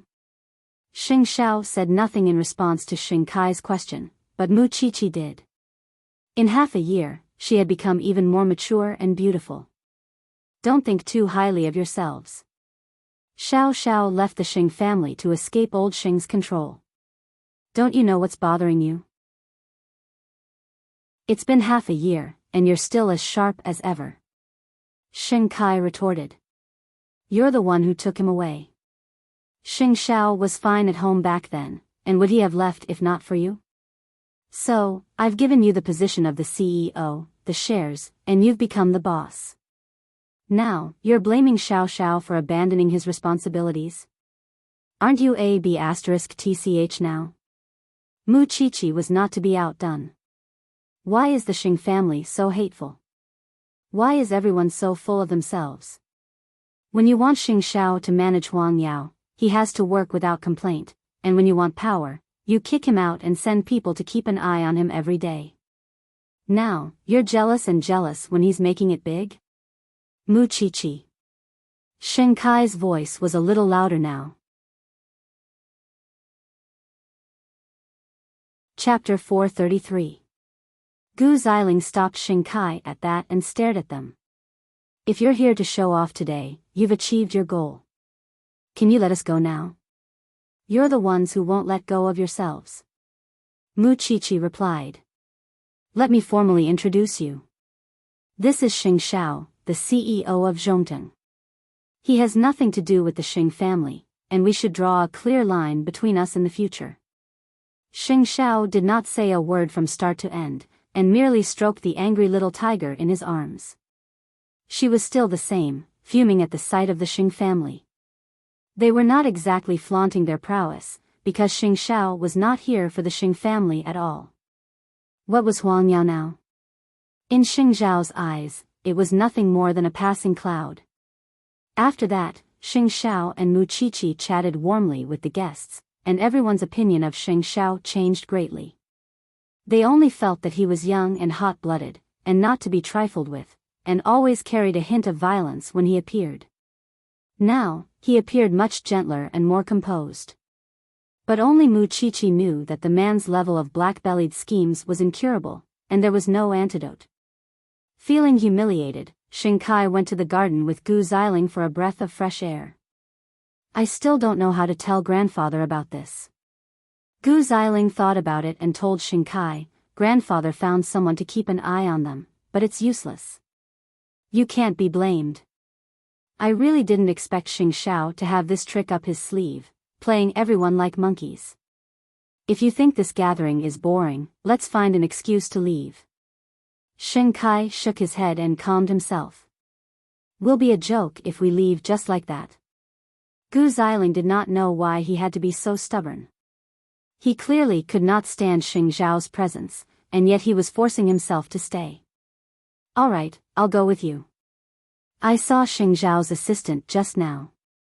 He's the one who sent third brother home, but third brother said he doesn't know him. It was clear that third brother knew about Zhongteng all along, and just did not tell them. That third brother really is a traitor.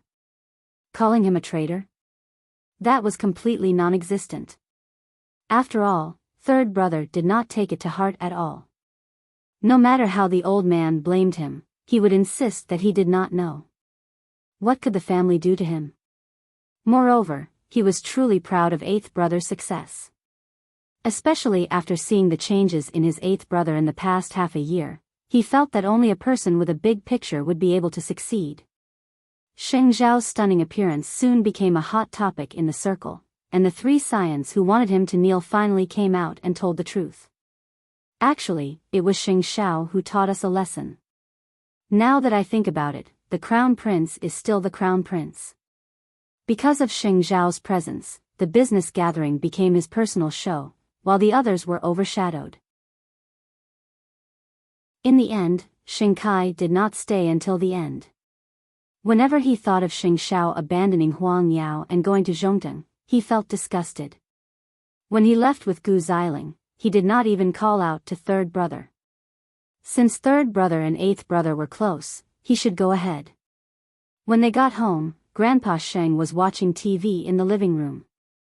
He placed his hands on his walking stick, his face expressionless. When Xing Kai saw that, he walked up to the old man.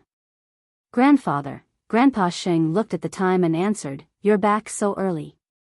Did something happen?" "There's something I want to tell you, but I'm afraid you'll get emotional after you hear it." "Tell me. What else have I not experienced?"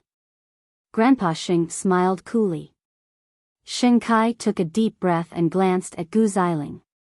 After getting her permission, he told the old man, "We met the person in charge of Zhongteng at the gathering today." "And then?" "It's Xing Xiao." The old man did a double take at that. "Who are you talking about?" "Xing Xiao." So, after he left Huang Yao half a year ago, no, before that, he had founded Zhongteng, but never announced it to the public and treated everyone like fools. Isn't it a slap in the face for the Xing family when he suddenly appeared before everyone today? Xing Kai became increasingly agitated as he spoke. As if he did not hear him clearly, the old man asked again, "Who are you talking about?" "Xing Xiao." The old man promptly flipped the table in front of him at that, shattering the glass on the floor. Gu Xiling was stunned. She had never seen such a huge reaction from the old man, and it was clear that the hatred in his heart was still as heavy as ever, especially now that Xing Xiao had made a comeback. Could the old man feel good about that? Obviously, it was impossible.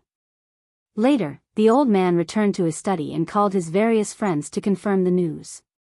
Xing Xiao had become the CEO of Zhongteng, and he was actually doing better after abandoning the Xing family? No, he could not accept such an outcome. As for Xing Kai, he waited in the living room, wanting to know when third brother would return. The old man was slumped in his study, while Xing Kai was in the living room. Both grandfather and grandson were in a terrible mood. However, third brother only returned home after the gathering was over, reeking of alcohol, which infuriated Xing Kai even more. Did you already know that Zhongteng belongs to Xing Xiao? Third brother promptly turned to the sofa when he heard that. When he saw Xing Kai sitting there, he walked up to him and said seriously, I only found out about it tonight. How do you explain Xing Xiao's assistant who sent you home the other day? I don't know him. We're brothers. What's the point of pretending in front of me? Xing Kai suddenly asked sharply. You're a Sheng. Can't you put yourself in second brother's shoes and grandfather's shoes for a moment? Third brother chuckled at the rebuke. Did I ask eighth brother to go out? Did I ask him to build Zhongteng? Since it wasn't me, what's the use of venting your anger on me? You should have told us earlier. Would you have destroyed it if I had? Third brother finished Xing Kai's words. Second brother, you know very well what you've become over the last 6 months. I don't need to remind you how dirty and dark your heart is. I don't think Xing Xiao did anything wrong when he left, and it's only right that he built Zhongteng. Why are you so angry and jealous? Chapter 434. Slap, there was a loud sound, and the living room became very quiet. Realizing that he had gone too far, Xing Kai promptly sat back down on the sofa. Meanwhile, third brother smirked coolly, clutching his smacked cheek. Moments later, old Sheng walked out.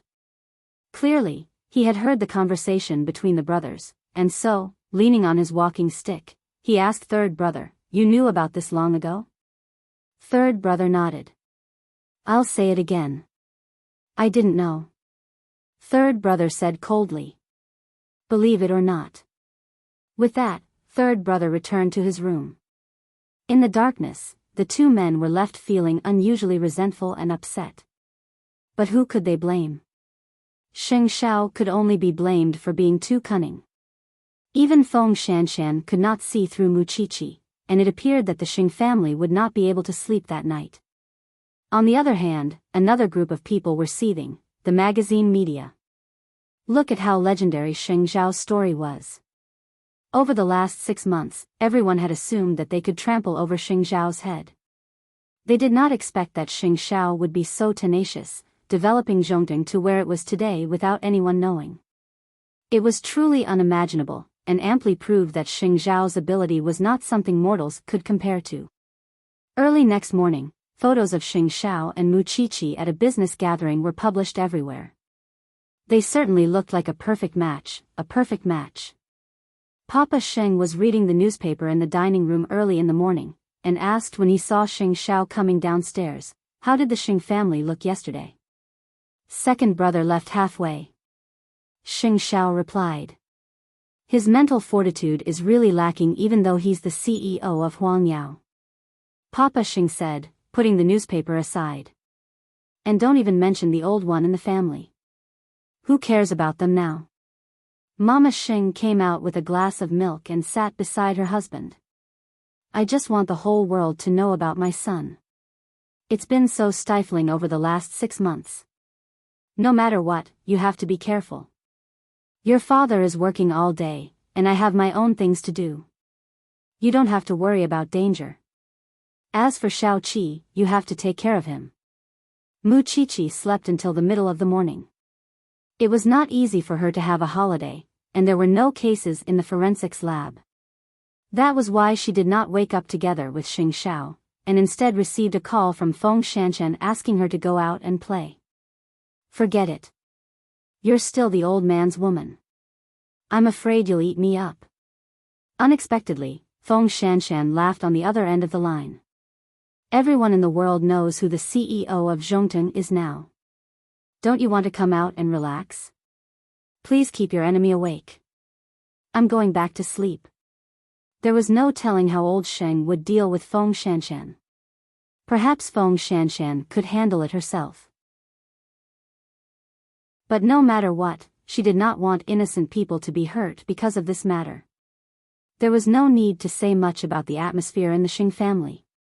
After the news spread, the entire Sheng family was gloomy, and no one expected that Xing Xiao, who was said to be crippled yesterday, would rise again today.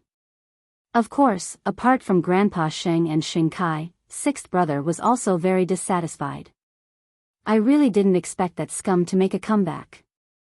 The old man had not said a word since last night, and was still quiet at the dining table today. Everyone else did not dare to breathe too loudly, and waited for the old man to speak. Eat. Why are you all looking at me? Grandfather, we're just worried about you. What do you have to worry about? Old Xing seemed to have aged a few years overnight. You don't have to do this if it's because of Xing Xiao. I'm in good spirits. I'm not that weak yet. Xiling, stay at home today. Keep grandfather company. Xing Kai was still worried. Gu Xiling nodded and agreed to Xing Kai's arrangement. In truth, everyone knew that who would be happy after something like this happened.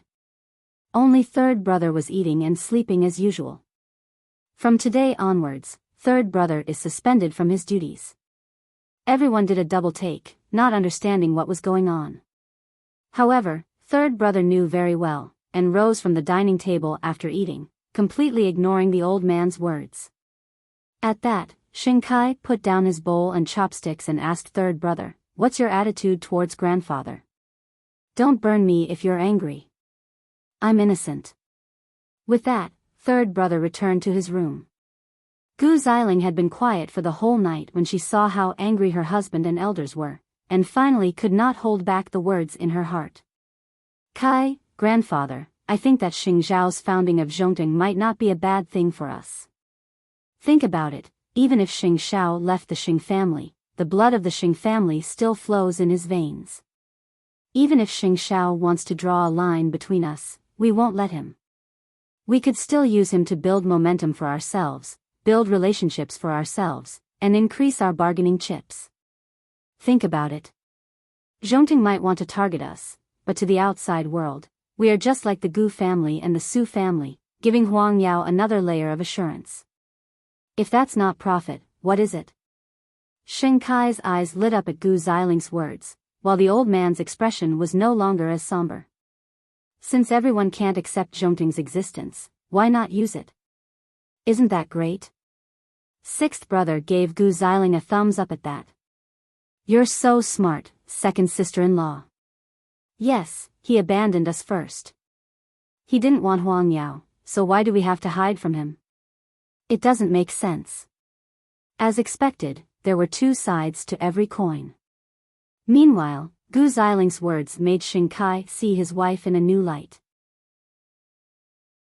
Still, he felt even more guilty because he couldn't give Gu Xiling a child right away. That's why if Zhongting plays the high game, we'll play the high game. What's there to be afraid of? Zhongting was built by grandfather's grandson, and its grandfather's too. Who would dare to say otherwise? In short, Huang Yao was starting to be unreasonable. No, it should be called shameless. Since they were hurting each other, they would keep hurting each other to the end. With that, the old man understood, because every word Gu Xiling said was right. Chapter 435. Now that Xing Xiao had revealed his identity, it meant that he was officially operating in public in Jianchuan.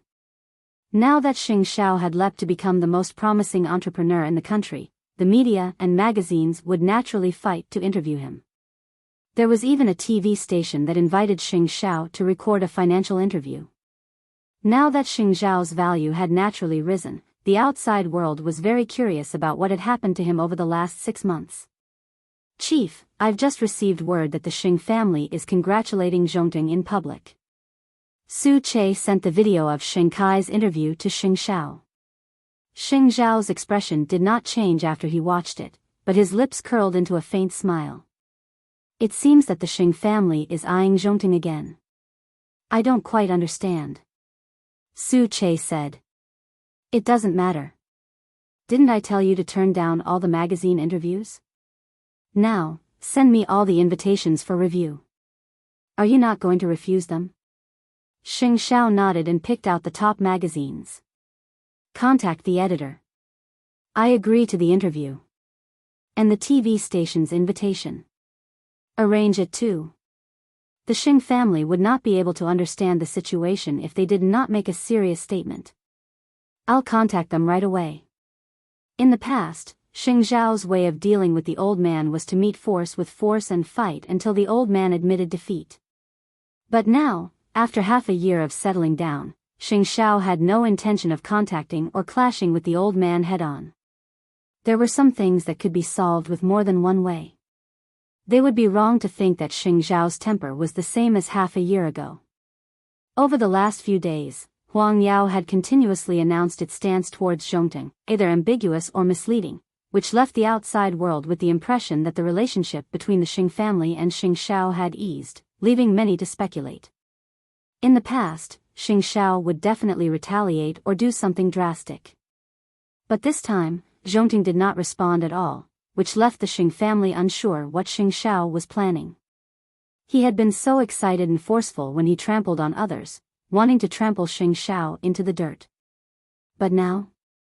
Now that Zhongting had struck it rich, a bunch of people were rushing to make use of others, with sixth brother being the most excited. Before, when Xing Xiao left, he could not wait for him to never return to the Xing family. But now, he was the most excited one. Thinking about it, wasn't it ironic? As for Gu Xiling, third brother had really underestimated his second sister-in-law. He used to think that she was arrogant and virtuous, but now it seemed that she was just that. She did not have any sense of propriety at all. Third brother, you have been in contact with eighth brother for the past 6 months, right? When third brother was having lunch at home, sixth brother came up to him and said, "You're really not loyal enough to keep hiding it from your family." Enraged, third brother promptly threw away his chopsticks. Are you going to let me eat in peace? Okay, I won't say it, okay? Whether it's to me or to eighth brother, this family is worthy of the word haunting. With that, third brother rose to his feet and returned to his room. Now that he was suspended from work, he had no interest in going out for a stroll, because he knew that old Sheng wanted him to go to Xing Xiao. Of course he would not.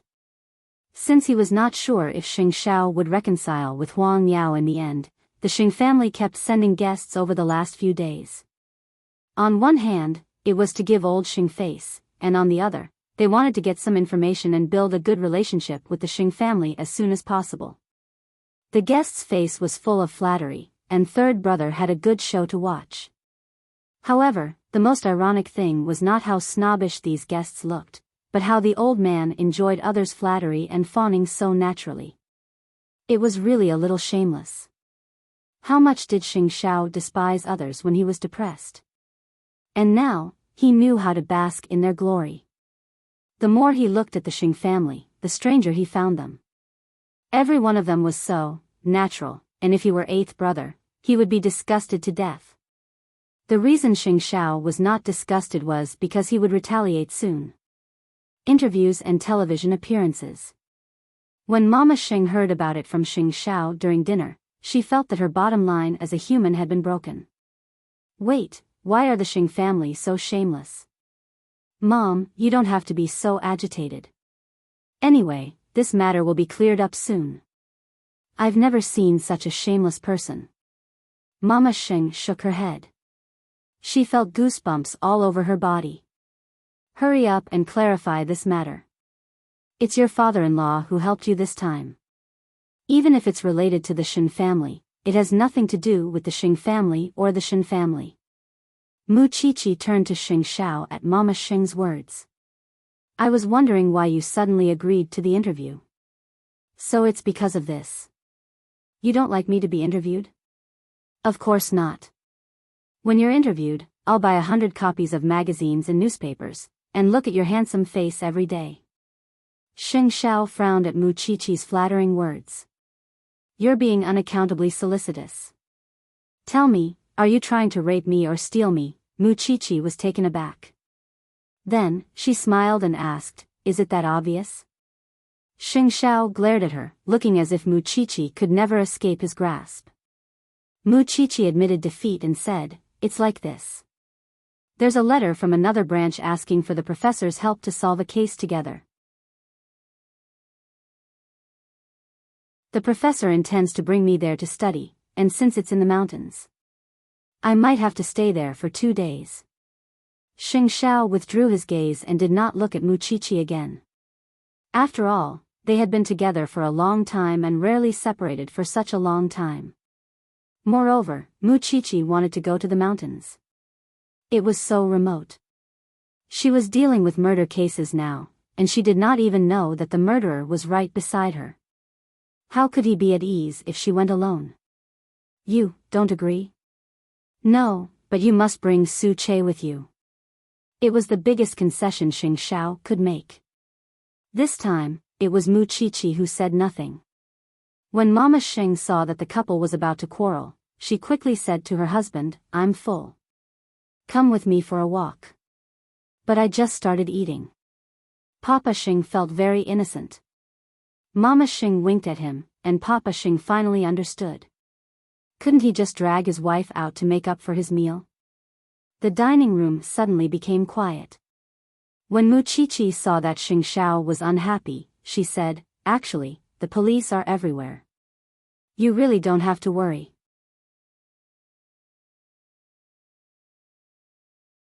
Chapter 436. All I can tell you and teach you is that an eye for an eye is useless in the face of a ruthless murderer.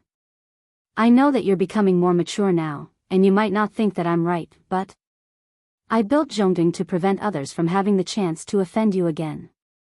If you're by my side, I can give you the most protection. But if you leave me, in a place where I can't see you, I'll panic. Xiao Xiao, I know you're worried about me. But I need to grow up too. I'm not fearless just because you've given me complete protection. So, I'll only act under the protection of the police. I won't do things that could endanger my safety. Mu Qiqi hugged him tightly. Xiao Xiao, I know you're worried about me.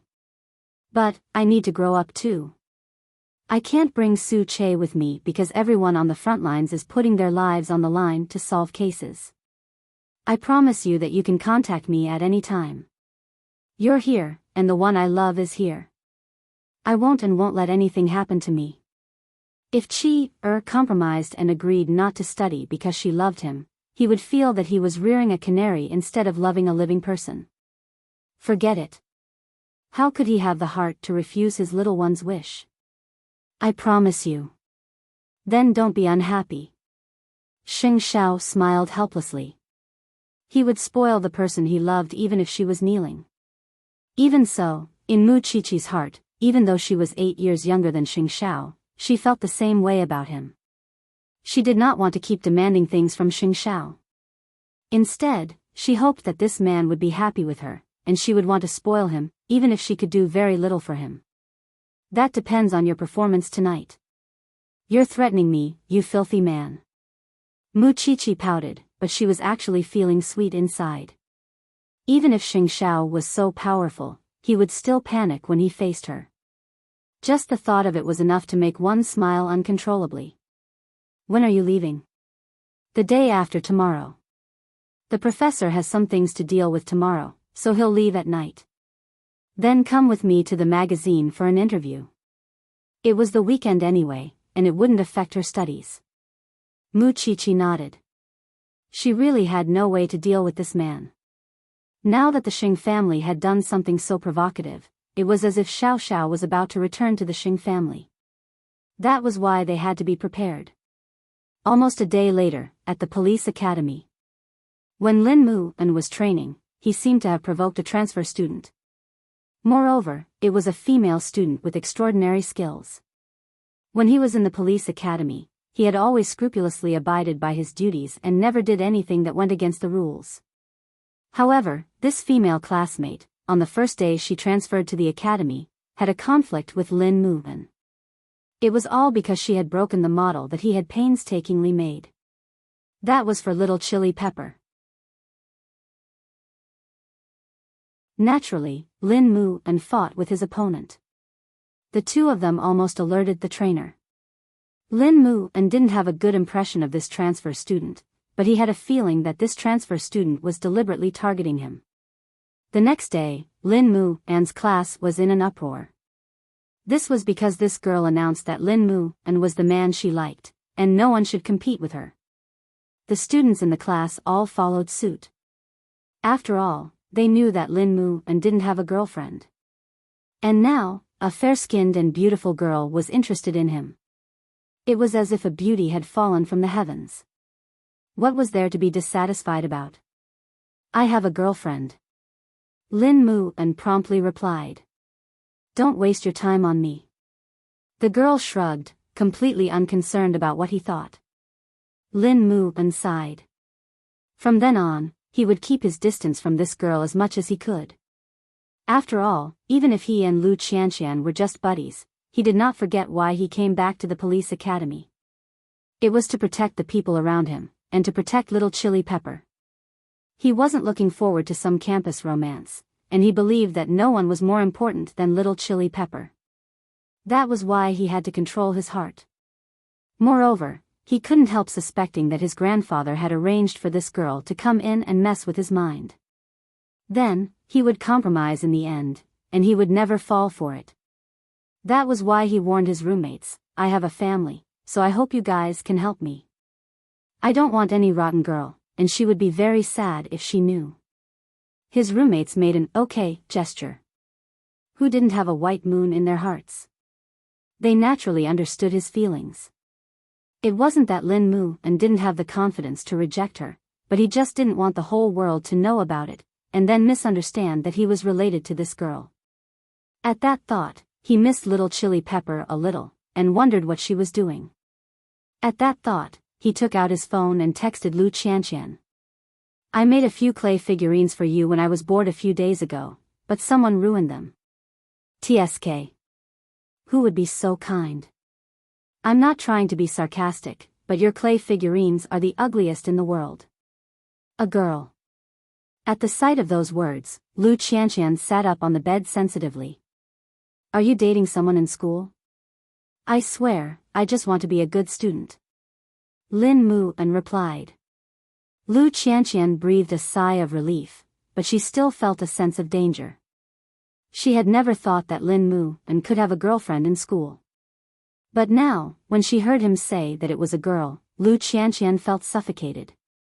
Then, do you want me to see you? I haven't been to your school for a long time. Sure.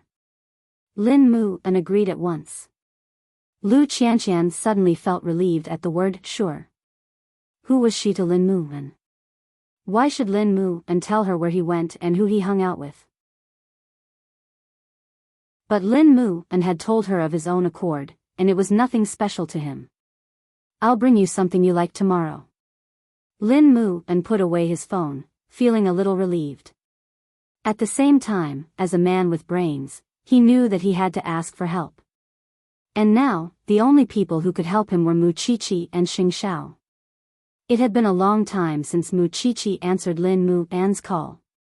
It was so difficult. You remembered to call me? What is it? I want the crown prince to help me investigate someone. Lin Muan said at once. I know it's easy for Xing Xiao. Mu Qiqi didn't remember Lin Muan being so serious, and so she agreed at once. Remember to treat me to a meal next time. Chapter 437. Alright, I'll tell Xiao Xiao. Send me the girl's information, and I'll let you know at once when there's news. Thanks, Xiao Qi. Mu Qiqi was willing to help Lin Muan because they both knew that Lin Muan and Lu Qianqian loved each other, but neither of them had exposed that layer of paper.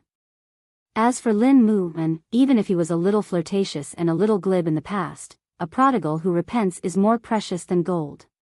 It was clear from his determination to enroll in the police academy that he was willing to give up the mountains of gold and silver at home to live the toughest life outside.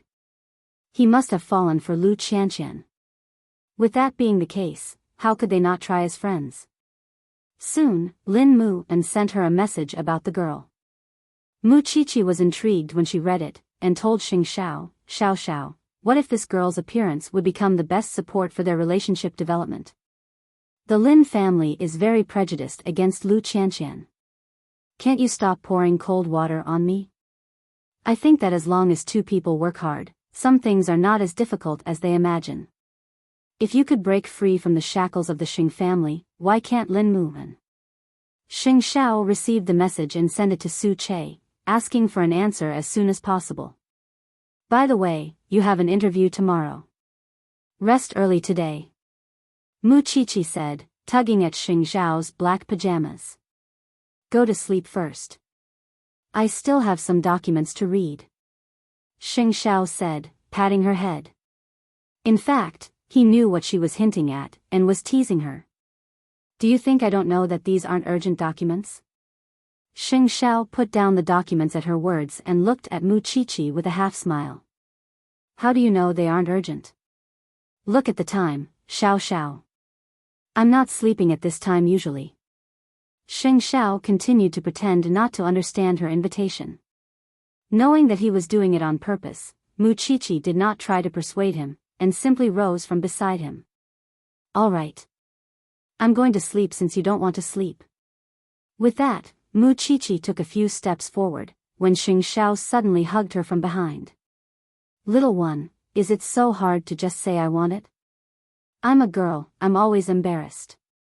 Xing Xiao turned the little one's body around and quickly unbuttoned her pajamas. This little one's figure was getting more and more pleasing to the eye. Of course, it felt good too. You're already an old married couple. Why are you still so shy? Xing Xiao put her on the bed, pressed her hands down and raised them above her head. Mu Qiqi looked at the man's muscular chest unnaturally. She blushed reflexively. She hoped that she would always treat Xiao like how he was when they first fell in love. She hoped that they would always keep each other fresh. That way, she would feel that she loved this person more and more. She would not feel bored after getting used to it. I'm leaving tomorrow. I really want to bring you along. Those were Mu Qiqi's last words before she fell asleep. At the very least, he understood that his little one was reluctant to leave him. On the next day, the Xing family did not know that Xing Xiao was about to be interviewed by a magazine. They were still trying to smooth things over in the business world, as if Zhongting's glory was all thanks to Huang Yao. Someone in the business partners praised old Xing, saying that he had groomed several good grandsons. Now, the Xing family was not just a diamond empire. Their reach had broadened, and the group would grow stronger and have a brighter future. Just a few days ago, the old man had hated Xing Xiao. But now, he was using Xing Xiao again, just like before. His annoying personality had not changed at all. Meanwhile, a reporter from a financial magazine had arrived at Zhongting's guest room. After all, today's interview would be held there. The reporter sent by the magazine was a woman. It must be said that she was very excited to meet this legend. At 10 in the morning, Xing Xiao ended an important meeting and entered the guest room. Meanwhile, the reporter from the financial magazine had made all the necessary preparations and was just waiting for Xing Xiao to enter. Of course, Xing Xiao had personally reviewed the contents of the interview. That was why he was very clear about the specifics of today's interview. Still, the reporters did not expect Mu Qiqi to come in with him. The 19-year-old girl did not appear young at all when she stood beside Xing Xiao. It was as if they were one. She had short, medium hair and fluffy bangs. It was said that the tattoo on her ear was Xing Xiao's English name. Chief Xing, we can start now. Mu Qiqi let go of Xing Xiao's hand at the reporter's words and walked behind the cameraman. After all, she wanted to see Xing Xiao's most handsome side. It's a pleasure to have Mr. Xing Xiao, the CEO of Zhongting, as a guest of our magazine and to be interviewed by us. Your story is now regarded as a legend, and everyone is curious as to what you have gone through in the short span of 6 months. How did you manage to make a company that no one is familiar with soar in such a short time? Can you share with us what you've been through in the past 6 months? Xing Xiao smiled at the question and answered, actually, it was my father-in-law who proposed Zhongting. He asked me if I was interested in developing into a military enterprise, and we did it without hesitation. In the last 6 months, I wasn't living a dispirited life like everyone thinks I am. I've been busy looking at products, meeting clients, and running into the headache-inducing problems that most managers would face. As for Zhongting's meteoric rise, I think it's because of the timing. It's because the domestic market is still very empty, and my father-in-law has a unique vision. He saw the business opportunity, so Zhongting has been growing and developing under very little pressure. Xing Xiao kept mentioning Shen Jianchuan, but there was only one reason. The establishment of Zhongting had nothing to do with Huang Yao or the Xing family, because Shen Jianchuan was the one who proposed it from start to finish. Then, did your father-in-law or the Shen family participate in Zhongting's development? The Shen family had always encouraged me when the rumors about me were spreading, shielding me from the storm, so that I would not have to worry about anything and could expand my business. I'm very grateful to everyone in the Shen family.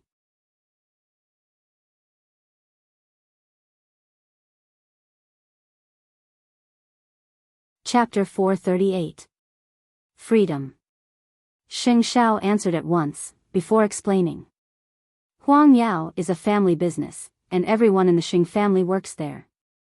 I was young and inexperienced back then, far less mature than I am now, which is why I have many conflicts with my family. I don't like it when others control my life, and my family might believe that I have the responsibility and obligation to take care of Huang Yao. But I don't believe it, which is why I left the Xing family half a year ago. Even now, I haven't had any contact with the Xing family. I was the one who left, and today, I will rely on my own 2 feet to stand on this land again. Xing Zhao's intention in answering the question was to emphasize that he had never returned to the Xing family. Does that mean you won't return to Huang Yao? I've already established Zhongting. Why would I return to Huang Yao? What about the Xing family? I'm sorry, that's a digression. The reporter quickly apologized. I haven't seen any of them over the last 6 months, aside from that day at the business gathering. I think we would all be familiar strangers from now on. The reporter nodded at that. Was Xing Xiao drawing a clear line between himself and Huang Yao? Well, since I've digressed, I'll ask another question. Everyone I've met before told me that the Crown Prince of Huang Yao is not a person to be trifled with and carries with him danger. But I feel very comfortable with you sitting here today, and I don't feel any danger at all. What prompted you to change so much? Xing Xiao thought about it, and eventually turned his eyes to the cameraman's back. Of course, he wasn't looking at the camera. Instead, he was looking at Muqiqi. I'm going to be a man of 30 soon. I believe that family and responsibility have made me who I am now. Actually, I've secretly noticed that Chief Sheng was looking at our cameraman when he answered the question. You probably don't know who's standing behind him. The reporter joked. I heard that Zhongting isn't just producing military supplies, but is also developing into weapons. Is that the direction of Zhongting's future? In the future, Zhongting will invest more money and manpower in the research and development department. In the future, Zhongting will be involved in more industries. I hope that everyone can continue to support us. I can tell that Zhongting is really ambitious. If that's the case, I shall risk universal condemnation and ask a question that no one else would dare to ask, because we know that your relationship with Miss Muqiqi is being watched by many. She was once known as the young bride of the Xing family. I wonder if you have any plans or important decisions now? You insisted on coming for the interview. What else can I say? Xing Zhao's words were full of disdain, but everyone present could tell that he was clearly showing off his affection. Moreover, he was the one who had asked the little thing to come over, okay? She also said that when the exclusive magazine comes out, she will buy 100 copies. Your magazine can make more money. Is that so? Thank you very much, Miss Muchichi. The reporter promptly laughed. As for their relationship, the reporters did not ask too much. Although their relationship had always been open to the public, the details of their interactions still needed to be kept a mystery. And in today's interview, Xing Xiao answered every question about the Shen family and the Xing family, as well as other sensitive gossips. Especially when it came to the Xing family's ugly attempt to get a share of the pie, Xing Xiao's main purpose in accepting the interview was to tell everyone that he had left the Xing family a long time ago, and had no contact with them over the last 6 months. From now on, he did not want to have any further contact, and only hoped that the Xing family would play their part as the most familiar strangers.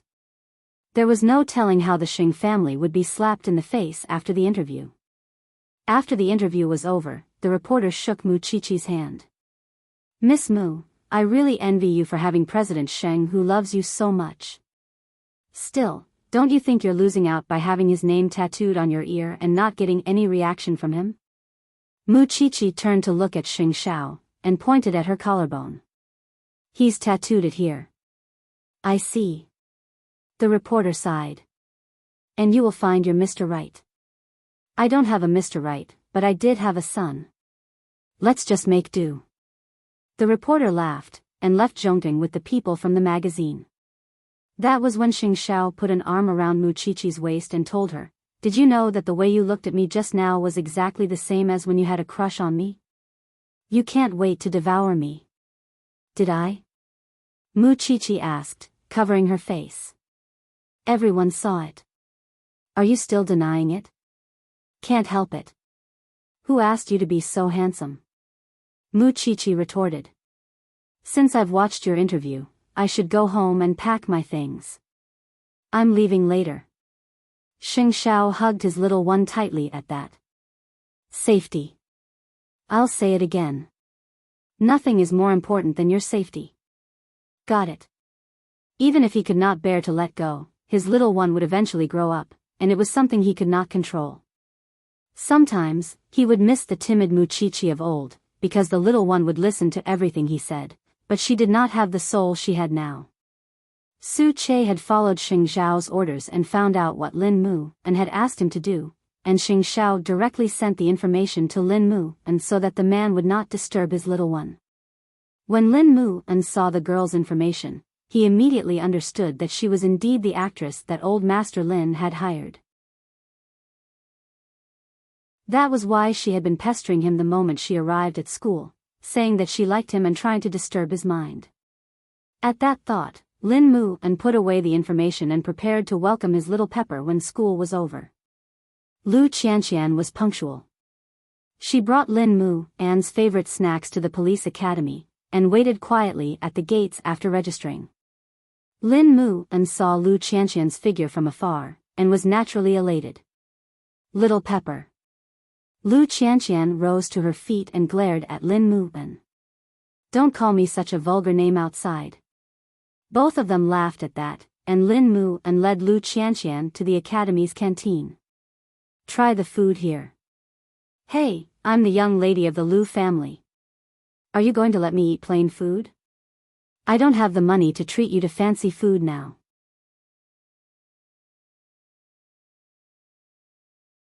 Chapter 439.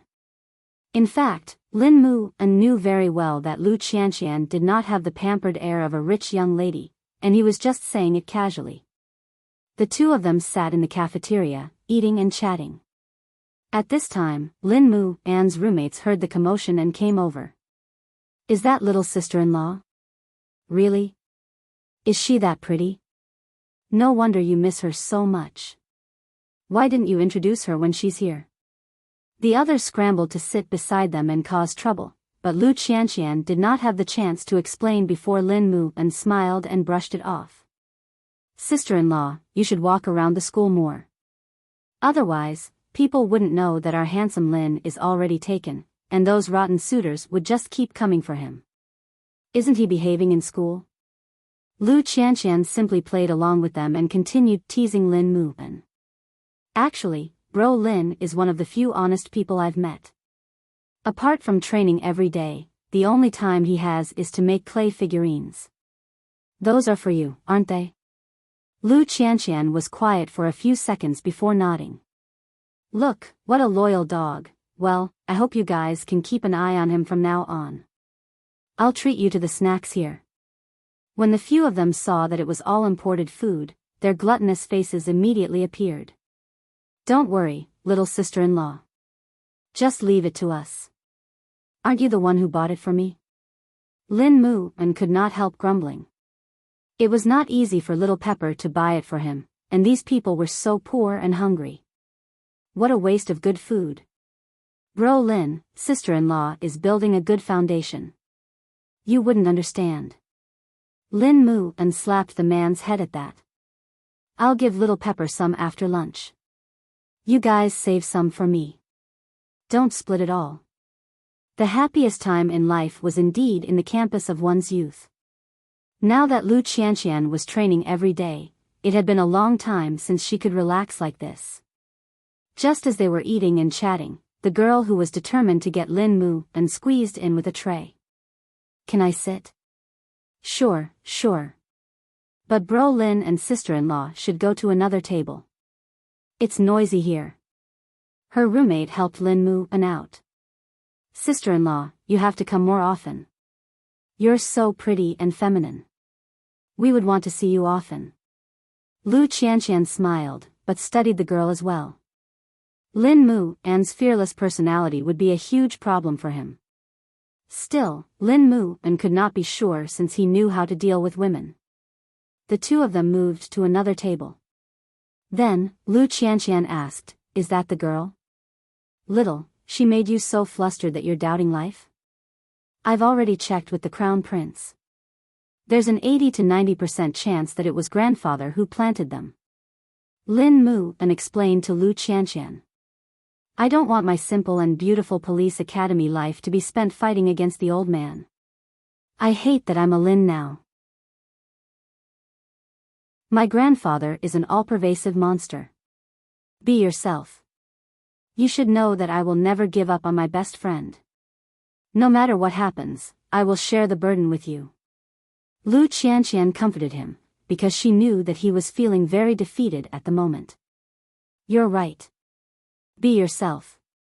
Don't be swayed by poverty, and don't be subdued by force, Lin Mu said.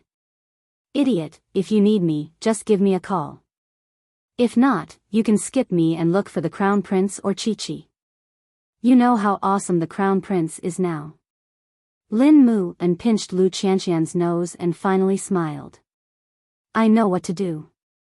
Since that's the case, I'll head back first. There's a gathering at the Lu clan tonight. Lin Mu nodded and got up from the dining table. He took out the broken clay doll from his pocket and said, I'll give it to you. Even though it's not a complete corpse. Still, it was something precious to Lu Qianqian. All right, you don't have to see me off. My car is outside. Lin Mu waved at Lu Qianqian, who smiled and walked out of the police academy gates. But she did not expect that the girl was waiting for her at the gates. Miss Lu. Lu Qianqian turned and looked at the girl in confusion. I thought you and Lin Mu had already severed ties. I never expected you two to still be in contact. Furthermore, you're doing it so openly. Aren't you afraid that your past will be dug out and make Lin Mu lose face? At those words, Lu Qianqian closed the car door she had just opened and asked, Do you know why Lin Mu is still willing to be with me? Because you're easy to push. Isn't that all there is between a man and a woman? I'm relieved if that's what you think. Because you can't snatch Lin Mu away from me. Lu Qianqian smiled. No matter what rich young lady you are or how impressive your family background is, I can at least be sure that an opponent like you would never have the ability to change Lin Mu. Aren't you afraid that Lin Mu An's grandfather would hear that? Whether he would or not, he doesn't like me. So why should I pretend to be a hypocrite? As for you, don't you know that Lin Mu has already thoroughly investigated your background? With those words, Lu Qianqian smiled mockingly and opened the car door again. Old Lin was certainly disgusting, but as long as Lin Mu An's will was strong enough, no one could change him. As for this girl, how good could she be when she used someone else's privacy to attack others? Still, she was the same as old Lin. Lu Qianqian believed that Lin Mu An would not be tempted, or at least not by a girl like this. But she did not know that this was the girl's trick. At first, when she approached Lin Mu An, she would show absolute dominance to make him hate her. Then, she would slowly change and awaken, making him think that she had really come to her senses. And there would definitely be many chances for her to interact with Lu Qianqian. With that, she would definitely find a chance to slander Lu Qianqian and drive a wedge between them. Men are easy to break. If you don't believe me, just wait and see. Just wait and see. At night, at the Xing family's home. At the moment, the Xing family was still unaware that Xing Xiao had ended his interview with the magazine and officially drew a line with the Xing family. It was just that old Sheng was clearly spending more time away from home than before. Because there were more people asking him out.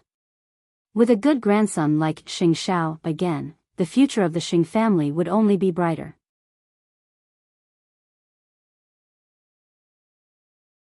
Chapter 440. Late at night, it was raining in the mountains. Mu Qiqi and Feng Shanshan were staying in a simple room, since that was the only condition in the mountains. Feng Shanshan did not like the humidity, and so tugged at Mu Qiqi. Aren't you concerned about what old Sheng wants to do to you? I don't want to, because he won't succeed no matter what he wants to do. Mu Qiqi covered her head, wanting to rest well. She was already tired after a 4-hour journey to the mountains. However, before they could turn off the lights, they heard someone shouting, "Another body found. Forensics team, let's go take a look." It was the border between Jianchuan and another city, which was why they were working together. Mu Qiqi and Lin Sanju promptly got up from the bed. The police had already assembled outside the door, and were holding black umbrellas as they headed towards the place where the body was found. It was in a cave in the mountains, and the corpse was still fresh. It must have died just before nightfall, since there were only a few liver mortis spots. The forensics team was about to move for a further autopsy, but the townsfolk came to stop them. Don't touch the corpse. It's too uncanny, or you'd provoke something evil. The professor had seen his fair share of closed-minded cases after years of handling cases, and so had the forensics team, and Mu Qiqi step back so that the police could appease the townsfolk. Sure enough, the people in the police force were all experienced. They coaxed and tricked the man from the town away. Do you guys smell something special? It's very pungent. Mu Qiqi asked them, standing in front of the cave. The professor and the others promptly turned to the corpse, only to find that the body, which had been whole just a moment ago, was slowly turning into bones. Mu Qiqi looked up to find that something was dripping from the mouth of the cave. The professor stopped them and said, "It's sulfuric acid. That's why these corpses are demonized. Sulfuric acid is man-made. Why would it drip down?" Everyone looked at each other. They could only examine the corpse and collect evidence for further study. Looks like we won't be able to rest tonight. When Xing Xiao returned to his bedroom after taking care of business, he found that his little one was not home today. The spacious room was empty. Normally, he wouldn't feel that it was quiet, but because that little thing wasn't around, he was worried about her. What was the point of fighting? Wasn't it all because of his little one? There was no telling if his little one was safe in the heavy rain. The victim is a female between 20 and 22 years old, 162 centimeters tall, and 45 kilograms. Time of death is between 6 and 7 at night. There are no obvious contusions, no violation, no strangulation marks around her neck, no signs of drowning. Now we have to investigate natural or poisoning. The police are investigating the family's situation. No, it's weird to wear a red dress in the middle of the night. The police officer felt a chill run down his spine. Also, after being corroded by the sulfuric acid, half of his face has turned into bones. He does look like a ghost from the movies. Tonight, we'll be spending the night with this corpse. If she really turns into a malicious spirit, none of you will be able to escape. The professor did not listen to their nonsense. Instead, he looked at Mu Chichi and Feng Shanshan and asked, "What do you think?" "I think we can find out if there are any taboos or legends among the residents nearby. I think the culture might help us find some clues," Mu Chichi said.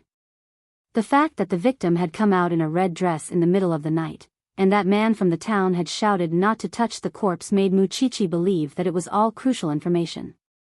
"I don't know if you noticed on the way here, but there are very few women here." Feng Shanshan also raised her doubts. "Before we came, 2 of them died.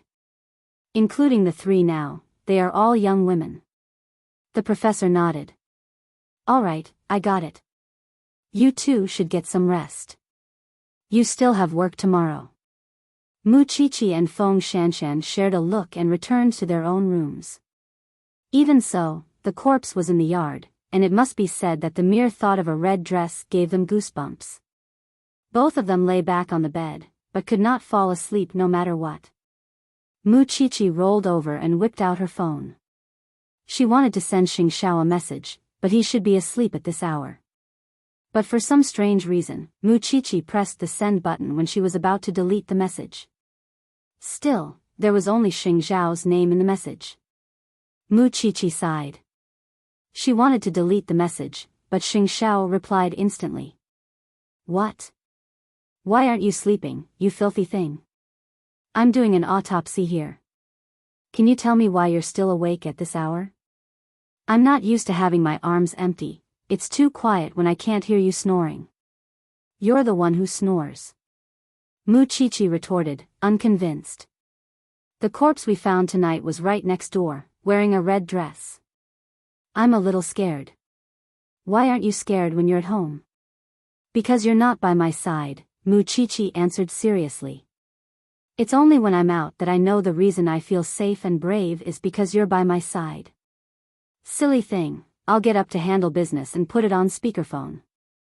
You won't be scared when you hear my voice." No. It's already so late. I'll feel bad if you stay up late." Mu Chichi quickly stopped him. However, Xing Xiao had already called her. Mu Chichi took out her earphones from her bag and put them on. Then, she really heard his voice. "Do you know how much you can't leave me now? Are you going to leave me on your own again? I still have to if there's a murder. I won't care if you're scared in the future." Humph. Who would believe that? That night, Mu Chichi did not know when she fell asleep. All she knew was that hearing Xing Xiao's voice made her feel that he was by her side. That sense of security was such that she would not be afraid even if the sky fell down, and whatever monster or demon would not be able to get close to her. The next morning, Mu Chichi was woken up by a commotion. The girl's parents had rushed over after the rain stopped and demanded to take their daughter's body away, not allowing the forensic doctor to do an autopsy. However, the cause of death had yet to be determined, and the police could not rule out suicide or homicide. So, they argued with the girl's parents. The old couple was crying and throwing a tantrum, almost crashing into a rock on the road. The police could not do their job at all.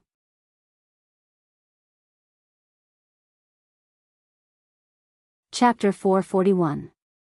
I'll try. Mu Chichi nodded and walked to the old couple. Then, she told the officers, "Don't force them."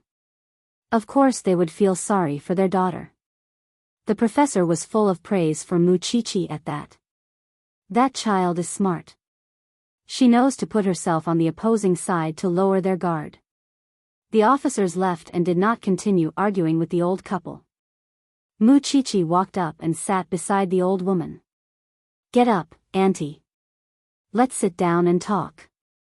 The old couple cried their hearts out before they got up and sat down on the bench. "Auntie, your daughter is so beautiful. She looks like you when you were young, doesn't she?" The old woman could not hold back her tears at the mention of her daughter. "What's the use of being beautiful? Young lady, please persuade those youngsters not to touch my daughter's body." We won't do an autopsy. Auntie, then, do you know how your daughter passed away? The old woman was at a loss and shook her head. She won't come back no matter how she died. Auntie, do you know? My sister fed her the wrong medicine and killed her. But everyone slandered me, saying that I killed her, and I was chased out of the house and almost died outside. That is why I studied forensics. A person should die with dignity and seek justice for her. If she died without a cause, she would not be happy in the afterlife.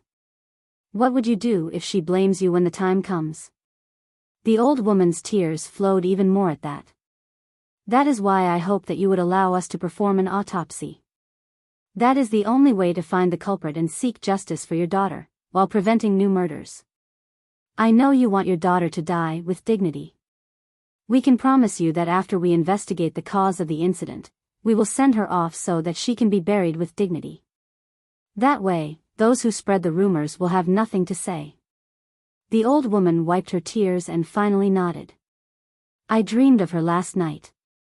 She told me that she was in pain. Then, Auntie, could you tell me what was wrong with your daughter yesterday? The woman thought about it and answered, the child's father and I live in another town, and we only see the child a few times a month.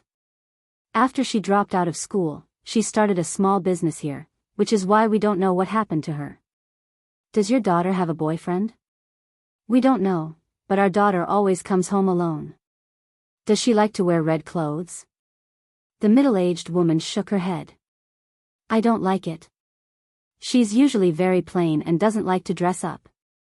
Auntie, you can rest here. We'll tell you the results after we're done with the examination, okay? Muchichi spoke sincerely and softly, which was why the old couple felt that their daughter was still by their side and could not bear to refuse her. Muchichi gestured for the police to take over and walked to the professor's side. Professor, hurry up. The old couple's emotions are unstable. We can't rule out the possibility of them changing their minds. They immediately entered the temporary morgue and prepared to start the autopsy. However, at that moment, many people from the town arrived and interfered with the forensics team's work. You can't simply touch the woman's body. You'll provoke something evil and bring disaster to us. If you keep touching the woman, we'll surround this place and not let you out. None of you are leaving. The first wave had yet to subside when another one arose. Look at you. You're the daughter of a rich family and the CEO's woman. Why would you come to a place like this and look so miserable? Feng Shanshan laughed. Is human life that funny in your eyes? Why so serious? It's just a joke because the atmosphere is too tense. Muchichi said nothing, and the atmosphere outside was frozen. I'm afraid we'll have to ask for help, and it's not something that can be solved in 2 or 3 days. You two have classes tomorrow, so get ready to go back in the afternoon. The professor said to Muchichi and Feng Shanshan. However, with the current situation, it might be difficult for you to get out. It shouldn't be that difficult to send 2 people away, right? Professor, you really don't need us to stay? You're just an intern, here to observe. You won't be of much use if you stay. Moreover, it's more important for you to go back to class and abide by school rules. Another team of forensics is coming, and we have enough people. You two go, the professor said without hesitation. There must be some story between the people of this town and women. It's dangerous for you to stay. The professor said the word dangerous. Muchichi immediately understood the professor's intention. Let's pack up and leave soon. Xiaoqi, call your CEO and ask him to send someone to pick you up. We'll be more at ease if there's an escort. Muchichi looked at the men outside and nodded. She would not be pretentious at a time like this. She would make the call if she had to. However, Xing Xiao was in a meeting. When he saw the call from Muchichi, he quickly said, pause for 5 minutes. Xiao, I've run into some trouble here. Ask Su Che to send someone to pick us up. What kind of trouble? The townsfolk have surrounded the yard where we forensics are. We can't get out now, so we might need some help. Wait. After saying that, Xing Xiao hung up the phone and returned to the conference room. We won't be having a meeting today. We'll continue tomorrow. What happened, CEO? Su Che quickly came up to him. Get 10 or so skilled people to come with me to pick up Qi. That little one said not to go to dangerous places. She's gone too far now. Xing Xiao muttered, but he was more worried than he was complaining. No wonder he did not even have a meeting and wanted to kill his way there. On the other hand, Gu Xiling had gone to a gathering of her friends. She could not help feeling a little emotional when she saw that all her old acquaintances had children.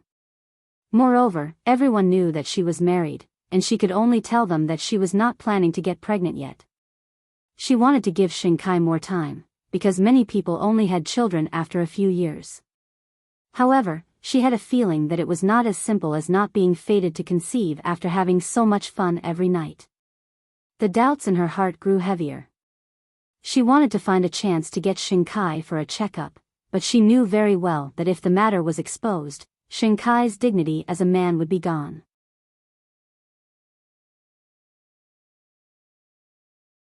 Chapter 442.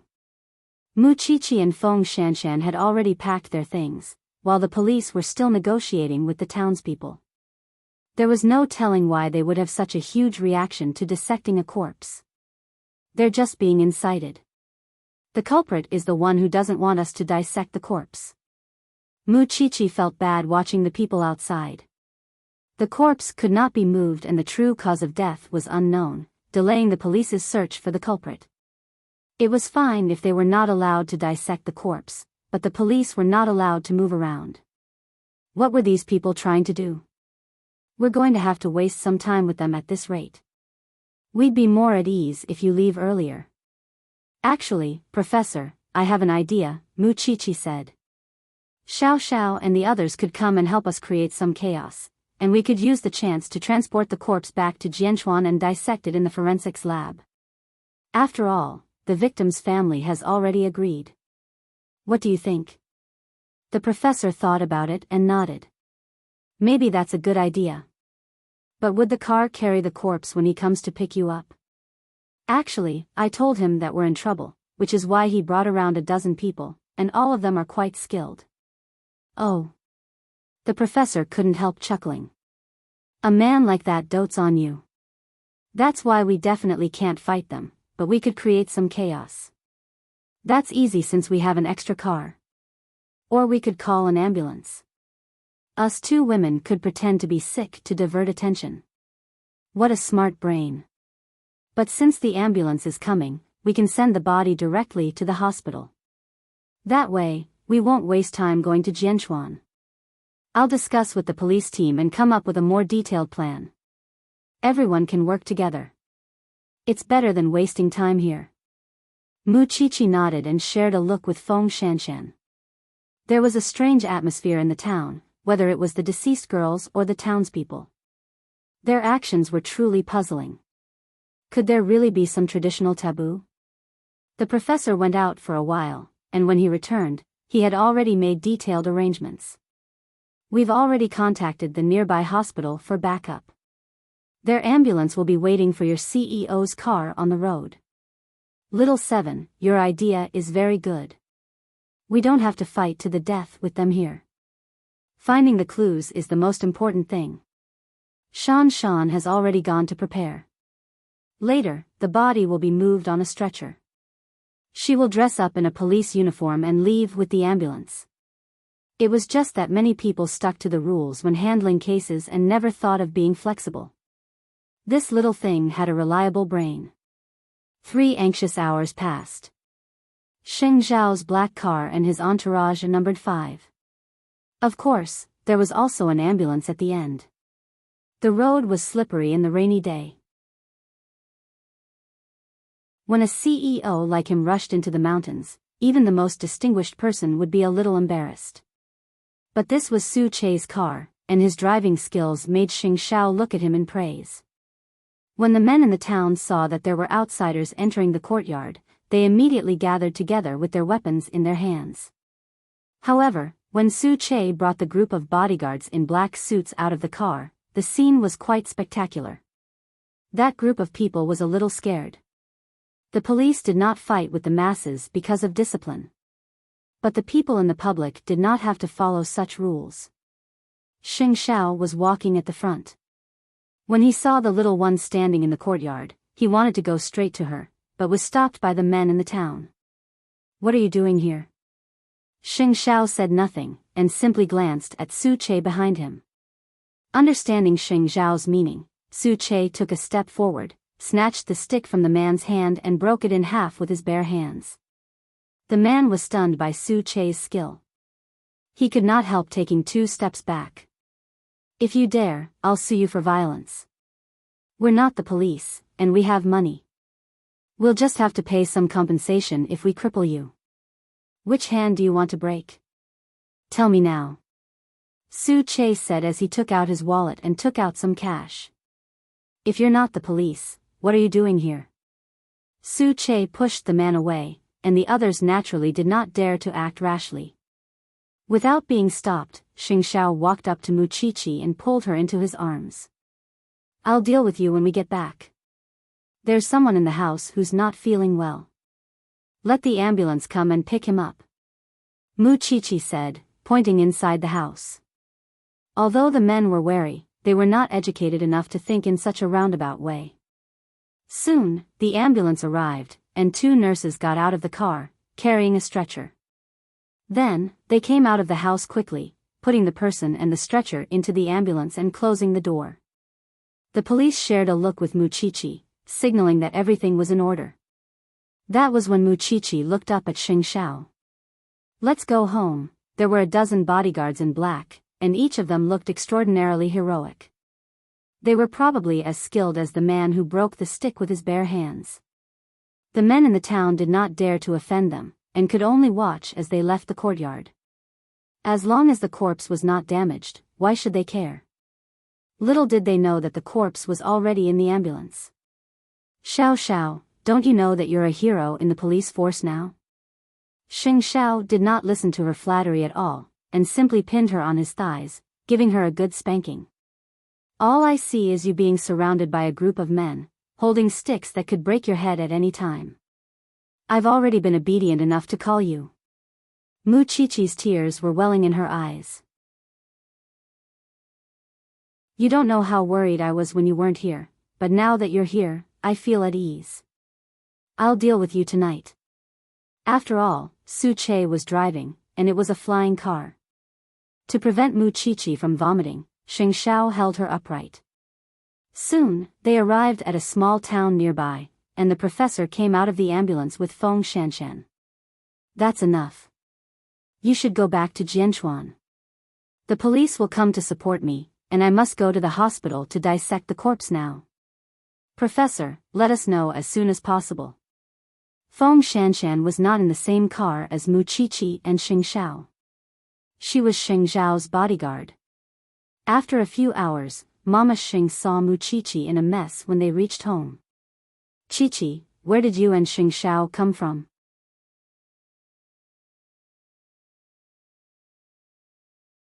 Chapter 443. "I see. Hurry up and take a shower. We'll be waiting for dinner." Muchichi did not dare to provoke the black-faced monster behind her, so she ran upstairs. A moment later, Xing Xiao came in too. He picked Muchichi up and threw her into the bathroom. "It's only a 3-4 hour drive today. I won't be able to make it if it's too far next time. What are you going to do?" Muchichi hugged Xing Xiao and took deep breaths. It was as if that was the only way she could feel that she was not dreaming. She had slept so close to the red-dressed woman's corpse yesterday. Even now, it was still very horrifying. "In order to protect myself, I can do anything. Believe me." Looking at her little face, there were dark circles under her eyes. She must not have slept well in the mountains for the past 2 days. Thinking of this, Xing Xiao did not continue to reprimand her. He hugged the little one and happily took a bath. Then, he went downstairs to eat in high spirits. However, Just as Muchichi picked up her bowl and chopsticks, the professor called. The cause of death has been found. It's zinc phosphide poisoning. The victim's face was destroyed by sulfuric acid, so we could not see any signs. It's different from the other two red-dressed women's deaths. It's not the same killer. Things seem to be getting more complicated. The professor would probably be staying there for half a month. When Muchichi finished the call and saw Xing Zhao's stern expression, she put down her phone and started eating seriously. By the way, when will the interview be aired? When will the magazine be released? If I'm not mistaken, it should be the day after tomorrow. The electronic magazine will be released at the same time, Xing Zhao said. Doesn't that mean you can slap the Xing family in the face? Xing Zhao turned and glared at her. Don't talk nonsense. I'm not going to talk to you. Just eat. The man saw through her again. Muchichi could not help but snicker. She felt sweet inside. Thanks to you, I have to work overtime tonight. I'll go with you. Xing Zhao did not believe her. When did she not curl up on his body and sleep like a koala? Feng Shanshan also returned home to the house that she had just rented out. She was also afraid of the female corpse, but she had no choice. Thinking that she was back in Jianchuan and could still find her friends, her mood did not seem that heavy. While she envied everything Muchichi had, her pride would not allow her to do anything that would destroy the relationship between Muchichi and Xing Zhao. She knew very well that she could not destroy it. Only the Xing family would overestimate themselves. After all, Grandpa Xing's calls were even more frequent than before. He was frantically trying to find out about Muchichi and Xing Zhao, and how Xing Zhao would react. Even so, apart from having the chance to be with Muchichi, did she have the ability to get close to Xing Zhao? That was an almost impossible task. Like a vampire, the Xing family kept sucking Xing Zhao's blood. In just a few days, Huang Yao had used Zhongding to negotiate many contracts that they could not get in the past. The whole family was undoubtedly a drama queen. Still, Feng Shanshan could not understand why Xing Zhao did not retaliate. Of course, she could not ask Muchichi either, and would simply answer whatever old Xing asked, since that was all she knew anyway. News that the Xing family and Xing Zhao were reconciling spread like wildfire.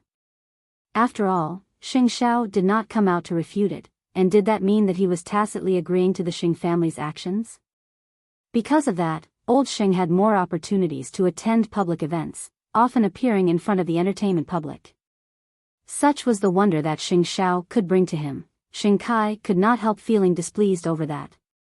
Since the old man had handed Huang Yao to him, he should not be using Zhongding's name every day to reminisce and eat with others. Over the last 6 months, he had been conscientious in Huang Yao, bringing it to a whole new level. However, the old man's attitude changed once Zhongding came out. Because of that, Xing Kai drank a little at a social event, and even needed someone's help when he returned home. When Gu Xiling saw how delirious Xing Kai was, she suddenly came up with an idea. Xing Kai would not remember anything when he was drunk, and she would use those few times to collect samples for tests, which she would then send to the hospital for tests. They could have exposed it directly, but Xing Kai was already sensitive and paranoid in the last few days, and he would definitely lose his mind if they talked about issues related to a man's dignity. That was why it was safer to do it in secret. Xing Kai would not know what his wife had done when he was drunk. Test results? In fact, there was a ready-made one in his office desk. When third brother heard about Xing Kai's hangover last night, he suddenly felt that the man was both hateful and pitiful. During breakfast, old Xing scolded Xing Kai, "I didn't hand the great Huang Yao to you so that you could drink. You're the great CEO of Huang Yao. How improper." Xing Kai was not fully sober, and so did not take the old man's words to heart. Third brother, on the other hand, argued with the old man, "You used to treasure second brother before eighth brother rose to power, grandfather. How could you turn against him so quickly? Eighth brother didn't even agree to let you ride on his coattails, and you're already slapping your own face." Third brother, you're always feeling indignant over this and that. You should at least show some results so that grandfather would see you differently. I just want to tell you that eighth brother has changed a lot over the last 6 months. If you think that he's still the same as before, going against you for everything, then you're wrong. The reason why he's not making a sound now is definitely because he's planning a counterattack. Don't think that he's a docile cat just because he's not roaring at you. No matter what he does, I'm his grandfather. That's a fact that no one can change. Before, Shinkai had assumed that Gu Xiling had brought it up so that the old man would not hurt his health. Now, however, the old man was completely treating himself as the CEO of Zhongteng. Unlike them, eighth brother was not at the mercy of the old man. I'm meeting Chairman Bai for tea today. Go do whatever you need to do. Third brother chuckled mockingly, feeling that the old man was humiliating himself. Third brother, there are times when I don't understand whether you're closer to eighth brother or your family. Could you tell me what you think? Shinkai asked third brother. I'm not eating. Do whatever you want. Third brother did not want to talk to the Xing family. After all, the Xing family would not listen to anything he had to say. Well, they could only wait for eighth brother's revenge. You're tuning into the Romantic Tales YouTube channel. Don't forget to subscribe and join us on this journey to catch the most captivating stories.